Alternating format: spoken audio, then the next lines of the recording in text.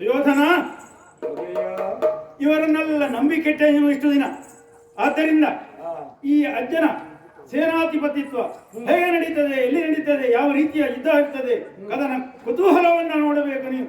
ಮಗನೇ, ದಿನವೊಂದಕ್ಕೆ 10,000 ಮುಕುಟವರ್ಧನರ ರುಂಡಗಳನ್ನ ಚಂಡಾಡ್ತೇನೆ. ಎತ್ತಿದ ಬಿಲ್ಲನ್ನ ಇಳಿಸುವುದರೊಳಗಾಗಿ 10,000 ಜನರನ್ನ ಒಂದು ಕಡೆ ಇದ್ದೇನೆ. ಜೊತೆಗೆ ಏನು ಹೇಳಿದ್ದಾನೆ ಶ್ರೀಕೃಷ್ಣ? ವೈದ್ಯಮಾನ ಸಂಗ್ರಾಮೇ ನಷ್ಟಶಸ್ತ್ರ ಬೇಕತಃ, ಮುಂದಾಗಬಹುದಾದಂತಹ ನಾನು ಶಸ್ತ್ರವನ್ನ ಹಿಡಿದು ಚಕ್ರವನ್ನು ಹಿಡಿಯುವುದಿಲ್ಲ ಅಂತ ಹೇಳಿದ್ದ. ಅಸ್ತ್ರವನ್ನು ಅದೇ ಹಾಗೆ ಹೇಳಿದ್ರೆ ಅರ್ಥ ಏನು? ವೈದ್ಯಮಾನ ಸಂಗ್ರಾಮೇ ನಷ್ಟಶಸ್ತ್ರ ಬೇಕತಃ. ಹಾಗೆ ನಾನು ಆಯುಧವನ್ನ ಹಿಡಿದು ಯುದ್ಧ ಮಾಡುವುದಿಲ್ಲ ಅಂತ ಹೇಳಿದ ಶ್ರೀಕೃಷ್ಣ ಕೈಯಲ್ಲಿ ಚಕ್ರವನ್ನು ಹಿಡಿಸ್ತೇನೆ. ಇನ್ನು ಮುಂದೆ ಕೇಳು. ಆ ಪಾರ್ಥನ ರಥದಲ್ಲಿ ಜೀವಂತ ಧ್ವಜದಲ್ಲಿ ಆಸೀನನಾಗಿರುವಂತಹ ಮಾರುತಿ ಇದುವರೆಗೂ ಏನು ನೋಡ್ತಾ ಇದ್ದಾನೆ? ರಾಮರಾವಣರ ಯುದ್ಧವನ್ನು ನೋಡಿದಂತಹ ನನಗೆ ಈ ಹುಲು ಯುದ್ಧಗಳನ್ನೆಲ್ಲ ನೋಡುವುದಕ್ಕೆ ಆಸಕ್ತಿ ಇಲ್ಲ. ಇವರೆಲ್ಲ ಏನು ಮಹಾ ಎಂಬ ಹಾಗೆ ಮುಖ ತಿರುಗಿ ಕುಳಿತಂತಹ ಮಾರುತಿ ಮುಖ ಈ ಕಡೆಗೆ ತಿರುಗಿಸಿ ನನ್ನ ಯುದ್ಧ ಕೌಶಲವನ್ನ ಕಾಣಬೇಕು. ಇಷ್ಟು ಮಾಡ್ತೇನೆ ಅಜ್ಜ, ಬಿಡು ಇವರನ್ನು. ನನಗೆ ಧಿಕ್ಕಾರ ಇದೆ ಅಂತ ಆದರೆ ನಾನೆಲ್ಲಿ ಯಾಕೆ ನಿಲ್ಲುವುದು? ನನ್ನನ್ನು ವಿರೋಧಿಸಿದ ಭೀಷ್ಮ ಕುಲಹೀನ ಎನ್ನುವ ಹಾಗೆ ಕುಲದ ನೆಲೆಯನ್ನು ಕಲಹದಲ್ಲಿ ಅರಿಯುವುದೇ. ಎಲ್ಲಿಯವರೆಗೆ ಭೀಷ್ಮನ ಕೈಯಲ್ಲಿ ಬಾಣ ಇರ್ತದೆಯೋ ಅಲ್ಲಿಯವರೆಗೆ ಈ ಕರ್ಣನ ಕೈಯಲ್ಲಿ ಎಲ್ಲ ಬಾಣಗಳು ನನ್ನದು.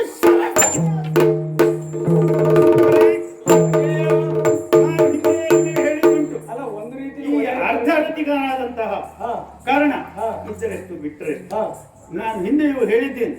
ಆಯತ ಸಂದರ್ಭದಲ್ಲಿ ಇವರೆಲ್ಲ ಕೆಲಸಕ್ಕೆ ಬರುವವರಲ್ಲ, ಸಮಯಕ್ಕಾಗುವವರಲ್ಲ. ಬಿಡು. ಇನ್ನೂ ಒಂದು ಮಾತು ಹೇಳ್ತೇನೆ ನಿನಗೆ, ಇನ್ನೂ ಒಂದು ಮಾತು ಹೇಳ್ತೇನೆ, ಕೇಳಬೇಕು ನೀವು. ಯಾಕೆ? ಈ ಕರ್ಣನ ಮೇಲೆ ನನಗೆ ದ್ವೇಷ ಇದೆ. ಆದರೆ ನಾನು ಈ ಪ್ರತಿಜ್ಞಾಬದ್ಧನಾಗಲಿಕ್ಕೆ ಕಾರಣ ಎಂದು ನೀನು ಭಾವಿಸಬಾರದು. ನಾನು ಆಗಲೇ ನಿರ್ಧರಿಸಿ, ಯಾಕೆ ನಿನಗಾಗಲಿ ಬಾಕಿದ್ದವರಿಗಾಗಲಿ ಅಜ್ಜ ಇತ್ತ ಕಡೆ ಇದ್ದಾನೆ, ಒಲವು ಪಾಂಡವರ ಕಡೆಗಿದೆ.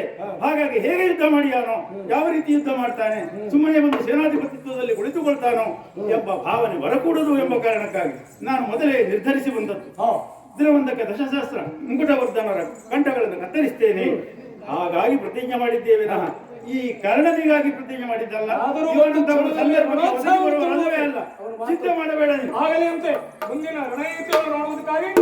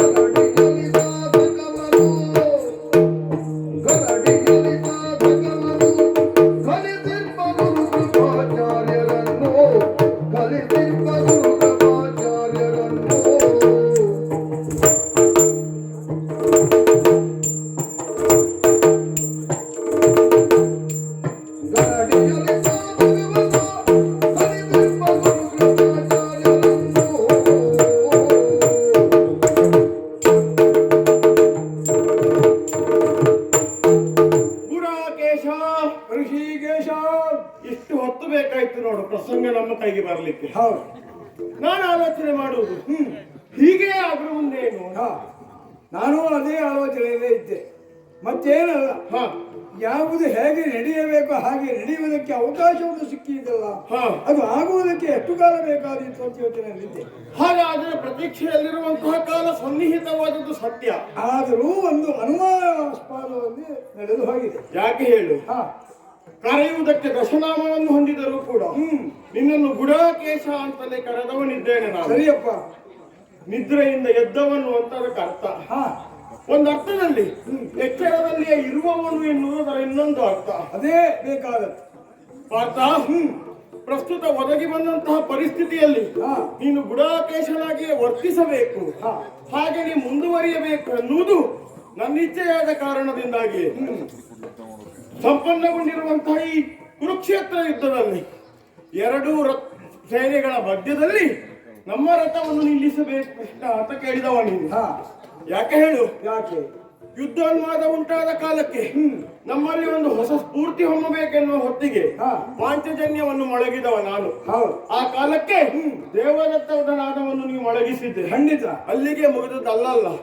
ಅನಂತ ವಿಜಯವನ್ನು ಧರ್ಮಜನು, ಪೌಂಡ್ರವನ್ನು ಭೀಮನು, ಸುಘೋಷವನ್ನು ನಕುಲನು, ಮಣಿಪುಷ್ಪವನ್ನು ಸಹದೇವನು ಉದ್ಘೋಷಿಸಿದರು. ಹಾಗಾದ್ರೆ ಅದರೆಲ್ಲದರ ಮಂಗಲಮಯವಾದಂತಹ ನಾದ ಬಂದದ್ದು ಯಾಕೆ ಹೇಳು? ಯಾಕೆ? ದೌಷ್ಟ್ಯದ ನಿವಾರಣೆ ಆಗಬೇಕು, ಸುರರಿಗೆ ಅದೊಂದು ಸನ್ಮಂಗಲವನ್ನುಂಟು ಮಾಡಬೇಕು, ಪ್ರಪಂಚಕ್ಕೆ ಮಾಂಗಲ್ಯವನ್ನು ತಂದು ಕೊಡಬೇಕು ಅನ್ನುವ ಕಾರಣದಿಂದಲೇ ಶಂಕನಾದವನ್ನು ಮಾಡಿದವರು ನಾವು. ಎರಡೂ ಸೇನೆಯ ಮಧ್ಯದಲ್ಲಿ ಮಧ್ಯಮ ಪಾಂಡವಿಯಾದಂತಹ ನಿನ್ನನ್ನು ನಿಲ್ಲಿಸಿಕೊಂಡು ನಾನು ತೋರಿಸ್ತಾ ಇದ್ದೇನೆ. ನೋಡಬೇಕು ಅರ್ಜುನ, ನೀನು ಏನನ್ನ ನೋಡಬೇಕು? ನರನೇ ನೋಡರಿಗಳನ್ನು. ಯಾಕೆ ಹೇಳು? ನೋಡುವುದು ಬೇರೆ, ಕಾಣುವುದು ಬೇರೆ.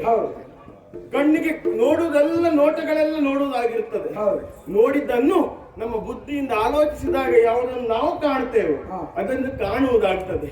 ಬರೇ ನೋಡಿದ್ರೆ ಸಾಲುವುದಿಲ್ಲ, ಅದನ್ನ ಕಾಣಬೇಕು ಎನ್ನುವ ಶಬ್ದಕ್ಕೆ ಬಹಳ ಒತ್ತು. ಹೌದು. ನರನೆ ನೋಡರಿಗಳನ್ನು, ನೋಡಿದ್ದನ್ನು ನೀ ಅರಿಬೇಕು ಮಾತ್ರ ಅಲ್ಲ, ಅರಿಗಳನ್ನು ನೀ ನೋಡ್ಬೇಕು. ಅದೇ ಅರಿ ಎಂಬ ಶಬ್ದಕ್ಕೆ ಅರ್ಥ ಸಿಗುವುದೇ ಅದು. ಅರಿಗಳು ಹೌದು, ನಾನು ಅರಿತುಕೊಳ್ಳಬೇಕಾದದ್ದು ಉಂಟು. ನೋಡಿದ್ದನ್ನು ಅರಿಯುವುದು ಒಂದೆಡೆಯಲ್ಲ, ಆದ್ರೆ ಅರಿಗಳನ್ನು ನೋಡುವುದು ಇನ್ನೊಂದೆಡೆಯಿಂದ ಆಗಿರ್ತದೆ. ಸರಿಯಪ್ಪ. ಆ ನೆಲೆಯಿಂದ ನೋಡಿದ್ರೆ ಎಂತೆಂತವರೆಲ್ಲ ಇದ್ದಾರೆ ಆ ಪಕ್ಷದಲ್ಲಿ. ನೋಡು, ಹುಟ್ಟಿದಾರಭ್ಯದಿಂದ ನಿಮ್ಮನ್ನು ಇದುವರೆಗೆ ಸಾಕಿದಂತಹ ಕನಕತ್ತಾರ ಧ್ವಜರೆನಿಸುವಂತಹ ನೆಗಲ್ತಿಗೆ ಪಾತ್ರರಾದಂತಹ ಆಚಾರ್ಯ ಭೀಷ್ಮರು ಒಂದು ಕಡೆಯಲ್ಲಿ, ಚಾಪವಾಗಲಿ ಶಾಪವಾಗಲಿ ಅದರ ಕಾರಣದಿಂದಾಗಿ ಎಂತವರನ್ನು ನಿಗ್ರಹಿಸಬಲ್ಲಂತಹ ಶಕ್ತಿಯನ್ನು ಹೊಂದಿದ ಆಚಾರ್ಯ ದ್ರೋಣರು ಮತ್ತೊಂದು ಕಡೆಯಲ್ಲಿ. ಸರಿ, ನಿಮ್ಮ ಎಲ್ಲರ ಬದುಕಿಗೆ ಬೇಕಾದಂತಹ ಅಕ್ಷರವನ್ನು ಒದಗಿಸಿದಂತಹ ಆಚಾರ್ಯ ಕೃಪಾಚಾರ್ಯರು ಆಗುವುದಕ್ಕೆ ನಿನಗೆ ಬಹುತೇಕ ಸಮವಯಸ್ಕರಾದಂತಹ ಆಚಾರ್ಯ ಅಶ್ವತ್ಥಾಮರು ಇನ್ನೊಂದು ಕಡೆಯಲ್ಲಿ. ಮಾತ್ರ ಅಲ್ಲ, ನಿನ್ನದಾದಂತಹ ದಾಯಾದದಲ್ಲಿ ಸಂಜಯಿಸಿದ ಸುಯೋಧನನ, ದುಶ್ಯಾಸನನ, ಅವರ ಹತ್ತಿರ ಅನುಜರೆಲ್ಲ ಒಂದೆಡೆಯಲ್ಲಿ. ಹೀಗೆಲ್ಲ ಕಡೆಯಿಂದ ಸೇರಿರಬಹುದಾದಂತಹ ಈ ಸೇನೆಯ ಮಧ್ಯದಲ್ಲಿ ನಿನ್ನನ್ನು ನಿಲ್ಲಿಸಿಕೊಂಡು ಅವರನ್ನೆಲ್ಲ ತೋರಿಸ್ತಾ ಇದ್ದೇನೆ. ಇದರಲ್ಲಿ ನೀನು ನೋಡಲೇಬೇಕಾದ ಇನ್ನೊಂದು ವಿಷಯ ಏನು ಗೊತ್ತಿಲ್ಲ, ಅಲ್ಲಿ ನೋಡು. ಕಲಿಯರಿ ಮುತ್ತಯ್ಯನು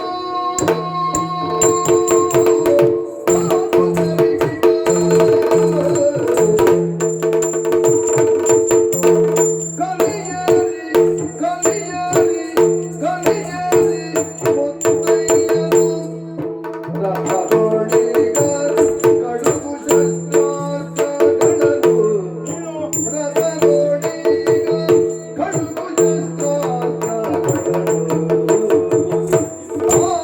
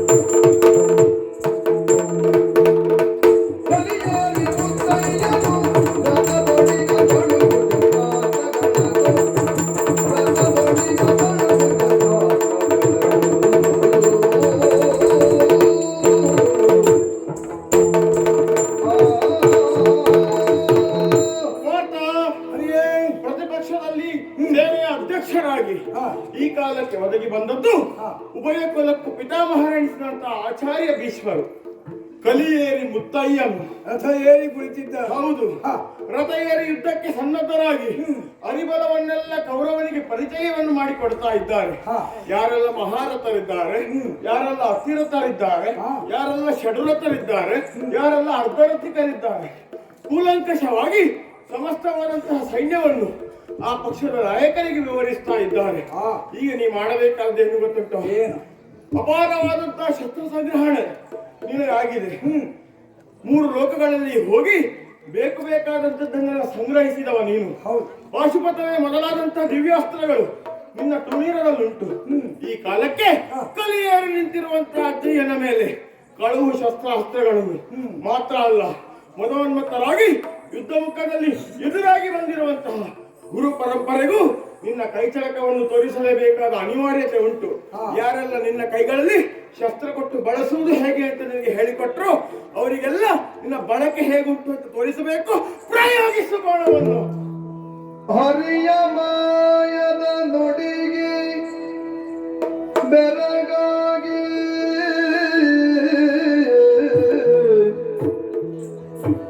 ಹರಿಯ ಮಾಯದ ನುಡಿಗೆ ಬೆರಗಾಗಿ ಬಂಧುಗಳ ಇರಿದು ಬಾಳುವುದಕ್ಕಿಂತ ಬಂಧುಗಳ ಇರಿದು ಬಾಳುವುದಕ್ಕಿಂತ ಕಾಂತಾರವೇ ಲೇಸು. ಯಾವುದು? ಕಾಂತಾರವೇ ಲೇಸು. ಒಂದು ಕಾಂತಾರ ಈಗ 2ನೇ ಕಾಂತಾರವಾ? ಹೌದಪ್ಪ. ಧರಣಿ ಸುಡಲಿ ಸುಡಲೆಂದೆಳಲು ಅಧಿಕ ಬೋಧೆಯ ಭೇದರೊಪ್ಪಗೊಡದೆ ಬರಿದೆ ತಾನೆಚ್ಚಲಾರೆನು ಬರಿದೆ ತಾನೆಚ್ಚಲಾರೆನು ಹರಿಯ ಮಾಯದ ನುಡಿಗೆ ಬೆರಗಾಗಿ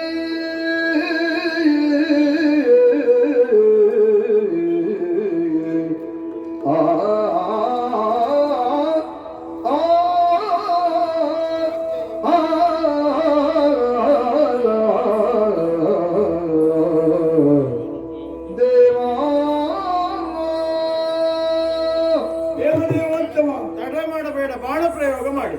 ನೀವು ನನಗೆ ಸ್ಫೂರ್ತಿಯನ್ನು ಕೊಡ್ತಾ ಇದ್ದೀವಿ. ಹೌದು. ಅರಿಗಳ ಮುಂದೆ ಇದ್ದಾರೆ, ಅವರನ್ನು ಹಡಿ. ಹೌದು. ತೂಣೀರ ನಿನ್ನಲ್ಲಿ ಇದೆ, ಅದನ್ನ ತೆಗೆಯಂತ ಪ್ರಚೋದನೆಯನ್ನು ಮಾಡ್ತಾ ಇದ್ದೀವಿ. ಭತ್ತದ ಬತ್ತಳಿಕೆ ಬೆನ್ನಲ್ಲುಂಟು, ಕೈಯಲ್ಲಿ ಎತ್ತಿ ಹಿಡಿದ ಗಾಂಡಿವ ಉಂಟು. ಹೌದಪ್ಪ. ಮತ್ತೆ ಎಷ್ಟು ಹೊತ್ತು ಬೇಕು ನಿನಗೆ? ಅಷ್ಟು ಹೊತ್ತು ಬೇಕಾಗಿಲ್ಲ, ಬಿಡುವುದಷ್ಟೇ ತಡ. ಯುದ್ಧ ಆರಂಭ ಆಗಿ ಹೋಗ್ತದೆ. ಆರಂಭಕ್ಕೂ ಮುನ್ನ ಉಭಯ ಸೇನೆಗಳ ಮಧ್ಯೆಯಲ್ಲಿ ರಥವನ್ನು ತಂದು ನಿಲ್ಲಿಸಿ ನೀನು ನೋಡ್ ಅರಿಗಳನ್ನ ಅಂತ ಹೇಳಿದಾಗಲೇ ನನಗೆ ಆಶ್ಚರ್ಯ ಆಯ್ತು. ನೀ ಅರಿತುಕೊಂಡಿದ್ದಿ ಅಂತ ನಾ ಭಾವಿಸಿದ್ದು ಇಲ್ಲಿಯವರೆಗೆ. ಹಾಗೆ ನೀನು ಅರಿತುಕೊಳ್ಳಬೇಕಾದ್ದು ಅರಿಗಳನ್ನ ಅಂತ ಹೇಳ್ತಾ ಇದ್ದಿ. 2 ಅರಿ ಎನ್ನುವ ಶಬ್ದವನ್ನು ನನ್ನ ಹೃದಯಕ್ಕೆ ಚುಚ್ಚಿ ಚುಚ್ಚಿ ಹೇಳಿದಾಗ 2 ಅರಿ ಅಂತ ಹೇಳ್ತಾ ಇರುವ ಹರಿ ಎನ್ನುವುದು ಮರಿಬೇಡ. ಅದಕ್ಕೆ ನನಗೆ ಆಶ್ಚರ್ಯ ಆದದ್ದು. ಈ ಮಾತು ನಿನ್ನ ಬಾಯಿಂದ ಜಾರಿ ಬರ್ತದೆ ಅಂತಾದರೆ ನಾನು ಆಲೋಚನೆ ಮಾಡುವುದು ಹೇಗೆ? ಏನು? ಯಾವುದು ಈವರೆಗೆ ನನ್ನ ಸಂಕಲ್ಪದಲ್ಲಿ ಇಲ್ಲವೋ ಅಂಥದ್ದೊಂದನ್ನು ಪ್ರಚೋದನೆ ಮಾಡುವುದಕ್ಕಾಗಿ ಈ ನುಡಿಮುತ್ತುಗಳು ನಿನ್ನ ಬಾಯಿಂದ ಬಂತೋ ನಾನು ಆಲೋಚನೆ ಮಾಡುವುದು. ಯಾಕೆ? ಹಾಗಾದ್ರೆ ಮುಂದೆ ನಿಂತವರು ಅಚ್ಚಯ್ಯ ಭೀಷ್ಮರು ಅಲ್ವೇ? ಈಗ ಮುಂದೆ ಗುರು ಪಿತಾಮಹರಿದ್ದಾರೆ ಅಂತ ಹೇಳುವಾಗ ಪಿತಾಮಹ ಶಬ್ದಕ್ಕೆ ಅರ್ಥವನ್ನು ಕಲ್ಪಿಸಿಕೊಂಡ್ರೆ ನಾನು ತೋರಿಸಿದ್ದು ನಿನಗೆ ಕೌರವ ಸೇನೆಯ ಅಧ್ಯಕ್ಷರನ್ನು. ಹೌದಪ್ಪ, ಅದೇ ನಾನು ಯೋಚನೆ ಮಾಡಿದ್ದೆ. ಕೌರವ ಸೇನೆಯ ಸೇನಾಧ್ಯಕ್ಷರಾಗಿ ಬಂದವರು ನನ್ನ ಅಚ್ಚಯ್ಯನಾಗಿರುವಂತಹ ಭೀಷ್ಮರು ಎನ್ನುವ ಎಚ್ಚರವನ್ನು ನನ್ನ ಪಾಲಿಗೆ ಈ ಸಂದರ್ಭದಲ್ಲಿ ನೀವು ಎಚ್ಚರಿಸ್ತಾ ಇದ್ದೆ. ನೋಡು ನೋಡು ನೋಡು ಅಂತ. ನೋಡಿದರೆ ಸಾಲದು, ಕಾಣಬೇಕು ಅಂತ ಮತ್ತೆ ಒತ್ತಿ ಹೇಳ್ತಾ ಇದ್ದೆ. ಹಾಗಾದ್ರೆ ಆಚೆಯಲ್ಲಿ ನೋಡುವಾಗ ನಮ್ಮ ಜೀವಿತಾವಧಿಗೆ ಸರಿಯಾದಂತಹ ಶಾಶ್ವತ ಸ್ಥಾನವನ್ನು ನಿರೂಪಿಸುವಲ್ಲಿ ಮಾಡಿದಂತಹ ಅವರ ತ್ಯಾಗ ಅಜ್ಜಯ್ಯರ ತ್ಯಾಗ ಎಂತಂತಂದು ನಮಗೆ ಗೊತ್ತುಂಟು. ಆದ್ದರಿಂದ ಅಂತಹ ಮಮಕಾರ ಹೊಂದಿದಂತಹ ಅಜ್ಜಯ್ಯರ ಮೇಲೆ ಬಿಡುಬಾಣವನ್ನ ಅಂತ ಹೇಳ್ತಾ ಇದ್ದೀನಿ. ಹಾಗೆಯೇ ಅಕ್ಷರಾಭ್ಯಾಸವನ್ನು ಮಾಡಿದಂತಹ ಕೃಪಾಚಾರ್ಯರು ಯಾವನಿಗೆ ಜೀವನದಲ್ಲಿ ವಿದ್ಯೆಯ ಪ್ರಧಾನವಾಗಿರ್ತದೋ ಹಾ. ಅಂತಹ ವಿದ್ಯೆಗೆ ಮೂಲಗುರುವಾಗಿರುವಂತಹ ಅಕ್ಷರಾಭ್ಯಾಸವನ್ನು ಮಾಡಿದಂತಹ ಕೃಪಾಚಾರ್ಯರನ್ನು ಕಾಣಿಸಿ ಇವರು ನಿನ್ನ ವಿರೋಧಿಗಳಾಗಿದ್ದಾರೆ ಹೊಡಿ ಅಂತ ಹೇಳ್ತಾ ಇದ್ದೆ. ಅವರಿಗೆ ಸರಿ ಹೇಳಿಕೊಡು, ನೀವು ಕಲಿಸಿಕೊಟ್ಟದ್ದು ಸರಿ ಕಲ್ತಿದ್ದೇನೆ ಅಂತ. ಹೌದಪ್ಪ. ಹಾ. ಹಾಗೆ ಹೇಳುವಾಗ ಹಾ. ವಿದ್ಯಾರ್ಜನೆ ಮಾಡಿದಂತಹ ಗುರುಗಳಿಗೆ ನಾನು ಬಾಣ ಪ್ರಯೋಗ ಮಾಡಬೇಕೆ? ಅಲ್ಲ, ಯಾವನು ಪ್ರಪಂಚದಲ್ಲಿಯ ಧನುರ್ದೇವ ಧನಂಜಯ ಎನ್ನುವುದಾಗಿ ಲೋಕಕ್ಕೆ ಖ್ಯಾತಿಯಂತರಾಗಿ ಮಾಡುವುದಕ್ಕೆ ಸಿದ್ಧರಾದರೂ ಅಂತಹ ದ್ರೋಣಾಚಾರ್ಯರು ಗರುಡಿಯಾಚಾರ್ಯರು ಮಾಡಿದ್ದೇನು, ನನ್ನನ್ನು ಸಿದ್ಧಪಡಿಸಿದರು. ಲೋಕದಲ್ಲಿ ಏಕಮೇವ ದ್ವಿತೀಯ ಪಾರ್ಥ ಅಂತ ಹೇಳುವ ಹಾಗೆ ಮಾಡಿಕೊಂಡಿದ್ದಾರೆ. ಅವರಿಗೆ ನಿನ್ನ ಗುರಿ ತಪ್ಪುದಿಲ್ಲ ಅಂತ ಸರಿ ಅವರಿಗೆ ಹೊಡೆದು ತೋರಿಸಿ. ನನ್ನ ಔನ್ನತ್ಯವನ್ನು ವಹಿಸಿದಂತಹ ಆ ಆಚಾರ್ಯರಿಗೆ ನಾನು ಗುರುಗಳಿಗೆ ಬಾಣ ಪ್ರಯೋಗ ಮಾಡಬೇಕು. ಬಂಧು ಬಾಂಧವರೆಲ್ಲ ಇದ್ದಾರೆ. ಕೃಷ್ಣ, ಇಲ್ಲಿ ಬಂದು ನಿಂತ ಮೇಲೆ ಇಂತಹ ಮಾತುಗಳನ್ನು ಕೇಳಿದಾಗ ಅಂತರ್ಭಾವವನ್ನು ಮೂಡಿತು ನನ್ನ ಪಾಲಿಗೆ ಮೋಹ. ಆ ಮೋಹ ಯಾಕೆ ಮೂಡಿತು ಅಂತ ಕೇಳಿ ನೀನು ನೋಡ ಅರಿಗಳನ್ನು ಹೇಳಿದಾಗಲೇ ಅಂತಹ ಮಾತು ನನ್ನ ಪಾಲಿಗೆ ಶಿಕ್ಷೆ ನಿಂತಿದೆ. ಹಾಗಾಗಿ ನಿನ್ನಲ್ಲಿ ಕೇಳು ಕೃಷ್ಣ, ಈಗಲೂ ಒಂದು ಅವಕಾಶವನ್ನು ನಾನು ನಿನ್ನಲ್ಲಿ ಕೇಳಿಕೊಳ್ತೇನೆ. ಏನು? ಇಂತಹ ಹಿರಿಯರೆಲ್ಲರನ್ನು ವಧಿಸಿ ನನ್ನ ಬಂಧು ಬಾಂಧವರ ಬಾಣಪ್ರಯೋಗದಿಂದ ಅವರೆಲ್ಲರನ್ನ ಮರ್ತಿಸಿ ಆಮೇಲೆ ಸ್ಥಾಪಿತವಾಗುವಂತಹ ಈ ಗುರು ಸಾಮ್ರಾಜ್ಯಕ್ಕೆ ನಾವು ಅಧಿಕಾರವನ್ನು ಸ್ವೀಕಾರ ಮಾಡ್ತೇವೆ ಅಂತ ಆದ್ರೆ ಬೇಗ ನನ್ನ ಪಾಲಿಯನು. ಆದ್ದರಿಂದ ನಮ್ಮ ಜೀವನದಲ್ಲಿ ಕಾಡು ಬಹಳ ವಿಶೇಷವಾದದ್ದೇನಲ್ಲ.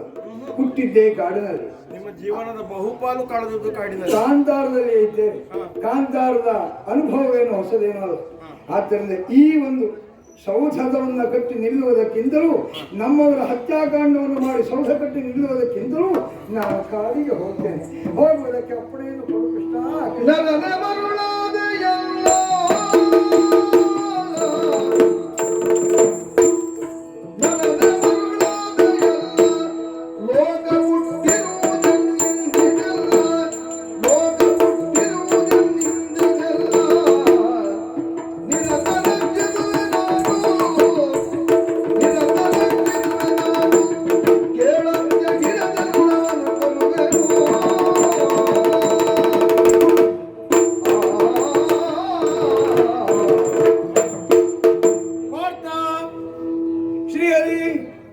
ಕೃಪರ ಶಿಷ್ಯ ನೀನು, ಹಾ, ದ್ರೋಣರ ಕರಕಮಲ ಸಂಜಾತ ನೀನು. ಹೌದಪ್ಪ. ನನ್ನ ಜೊತೆಯಲ್ಲಿ ದೀರ್ಘವಾದಂತಹ ಸಾಂಗತ್ಯವನ್ನು ಹೊಂದಿದವ ನೀನು. ಅಷ್ಟಾದರೂ ಕೂಡ ಮೋಹ ಪರವಶನಾಗಿ ನೀನು ಆಡ್ತಾ ಇರುವಂತಹ ಮಾತುಗಳು ನಮ್ಮವರನ್ನೆಲ್ಲ ಕೊಲ್ಲುವುದಕ್ಕೆ ಮನಸ್ಸು ಬಂದಿದೆ. ಕೊಂದ ಮೇಲೆ ಅಂಟುವಂತಹ ಪಾಪದ ಲೇಪ ನನ್ನ ಬಾಲಿಗೆ ಲಭ್ಯವಾಗಲಿಕ್ಕಿಲ್ಲವೇ? ಇಂತಹ ಪಾಪದ ಲೇಪವನ್ನು ಹೊತ್ತು ಈ ಪಾರ್ಥ ಬದುಕಿರಬೇಕೆ? ಪಾರ್ಥ, ನನ್ನವರನ್ನು ಕೊಲ್ಲುವುದು, ಈಗ ಕೊಲ್ಲುವುದು ಯಾರು? ನಾನು. ಸಾಯುವುದು ಯಾರು? ಅವರು. ನೀನು ನಿರ್ಧಾರ ಮಾಡಿಬಿಟ್ಟಿಯೋ? ಹೌದು, ನನಗೆ ಹಾಗೆ ಅನಿಸ್ತದೆ. ಬಾಹ್ಯ ನೋಟಕ್ಕೆ ನಾನು ಕಾರಣೀಕರ್ತನಾಗ್ತೇನೆ ಎನ್ನುವಂತಹ ವಿಚಾರದಲ್ಲಿ. ಪಾರ್ಥ, ಈ ಪ್ರಪಂಚ ಎನ್ನುವುದು ಕಾಣುವ ಹಾಗಿಲ್ಲ ಅನ್ನುವ ಮಾತಿನ ಅರ್ಥ ಏನು ಹೇಳು? ಏನು? ಅದನ್ನೇ ನಾನು ಆಗ ಆಡಿದ್ದು. ನೋಡು ಅರಿ, ನೋಡಿದ್ದೆಲ್ಲ ಕಾಣುವುದಿಲ್ಲ, ಕಾಣುವುದು ಬೇರೆ ಉಂಟು ಅಂತ. ಪ್ರಪಂಚದಲ್ಲಿ ಹೀಗೆ ಇರುವ ಹಾಗೆ ಕಂಡರೂ ಕೂಡ ಅದನ್ನು ಮೀರಿದಂತಹ ಶಕ್ತಿ ಉಂಟು. ಈಗ ನಾನು ನನ್ನವರನ್ನೆಲ್ಲ ಕೊಲ್ತೇನೆ ಅಂತ ಹೇಳುವುದಕ್ಕೆ ನಿನ್ನಿಂದ ಅವರು ಸಾಯ್ತಾರೆ ಅಂತ ನೀ ಭಾವಿಸಿಕೊಂಡಿದ್ದೀಯೋ? ವ್ಯಕ್ತಿಯೊಬ್ಬ ಹುಟ್ಟುವುದಕ್ಕೆ ಕಾರಣ ಆಗುವುದೇನು ಹೇಳು? ಅವ ಮಾಡಿರುವಂತಹ ಕರ್ಮಗಳು. ಅವನ ಬೆಳವಣಿಗೆಗೆ ಬೇಕಾಗುವುದು ಯಾವುದು ಹೇಳು? ಅವ ಪೂರ್ವದಲ್ಲಿ ಹೊಂದಿರಬಹುದಾದಂತಹ ಅವನ ಕರ್ಮದ ಫಲಗಳು. ಕೊನೆಯಲ್ಲಿ ಅವ ಅವನತ್ಯವನ್ನು ಹೊಂದುವುದಕ್ಕೆ ಸಾಕ್ಷ್ಯ ಆಗುವುದೇನು ಹೇಳು? ಅವ ಜೀವಿತದಲ್ಲಿ ಸಂಪಾದಿಸಿದ ಅವನ ಕರ್ಮದ ಫಲಗಳು. ಹಾಗಾದರೆ ಕರ್ಮದಿಂದಲೇ ಜನಿಸಿ, ಕರ್ಮದಿಂದಲೇ ಬೆಳೆದು, ಕರ್ಮದಿಂದಲೇ ಸಾಯಬಹುದಾದಂತಹ ಜೀವಿಗೆ ನಾನು ಕೊಲ್ತೇನೆ, ಅವರು ಸಾಯ್ತಾರೆ ಅಂತ ನೀ ಹೇಳುವುದಕ್ಕೆ ಹೊರಟ್ರೆ ನನಗೆ ನಗು ಬರ್ತಾ ಉಂಟು. ಅದಕ್ಕೆ ನಾ ಕೇಳಿದ್ದು, ನರನೆ ನೀ ಮರುಳಾದೆಯಲ್ಲ ಅಂತ. ಈ ಸಮಸ್ತವಾದಂತಹ ಲೋಕವು ಹುಟ್ಟಿದ್ದು ನನ್ನಿಂದಲೇ, ಅದನ್ನು ಪಾಲಿಸುವವನು ನಾನೇ ಇದ್ದೇನೆ. ಕಾಲವನ್ನರಿತು ಸರಿಯಾದ ಸಮಯದಲ್ಲಿ ಅದನ್ನು ಲಯಗೊಳಿಸುವಂತಹ ಶಕ್ತಿಯೂ ನಾನಿದ್ದೇನೆ. ನೀವೆಲ್ಲರೂ ನಿಮಿತ್ತ ಮಾತ್ರ. ಈಗ ನೀ ಹೇಳ್ತೀಯಲ್ಲ, ಈಗ ಕೊಂದರೆ ಏನಾಗ್ತದೆ? ಪಾಪ ಅಂಟುತ್ತದೆ. ಪಾಪ ಅಂಟುವುದು ಎಲ್ಲಿಗೆ ಹೇಳು? ದೇಹಕ್ಕೆ. ದೇಹ ಶಾಶ್ವತವು. ಅಂದ್ರೆ ಈಗ ಇವರೆಲ್ಲ ಪಡೆದುಕೊಂಡು ಬಂದಿರಬಹುದಾದಂತಹ ದೇಹ ಅವರು ಹಿಂದಿನ ಜನ್ಮದಲ್ಲಿ ಹೊಂದಿರಬಹುದಾದ ಅವರ ಕರ್ಮದ ಕಾರಣದಿಂದಾಗಿ. ಹಾಗಾದ್ರೆ ಈ ಕರ್ಮ ಮಾಡಿದ ದೇಹ ಇದೆಯೋ? ಅಂದ್ರೆ ದೇಹ, ಹಿಂದೊಂದು ದೇಹ ಇತ್ತು, ಆ ದೇಹದ ಆ ಕರ್ಮವನ್ನು ಮಾಡಿದೆ. ಹಾಗಾದರೆ ಕರ್ಮ ಎನ್ನುವುದು, ಕರ್ಮ ಫಲಗಳೆನ್ನುವುದು ಸಂಚಿತದ ರೂಪದಲ್ಲುಂಟು. ಈಗ ನೀ ಹೇಳ್ತೀಯಲ್ಲ ದೇಹವೇ ಕೊಲ್ಲುತ್ತದೆ ಅಂತಾದ್ರೆ ದೇಹದಲ್ಲಿ ಕೊಲ್ಲುವುದು ಯಾವುದು ಹೇಳು? ಕೈ ಅಲ್ವಾ?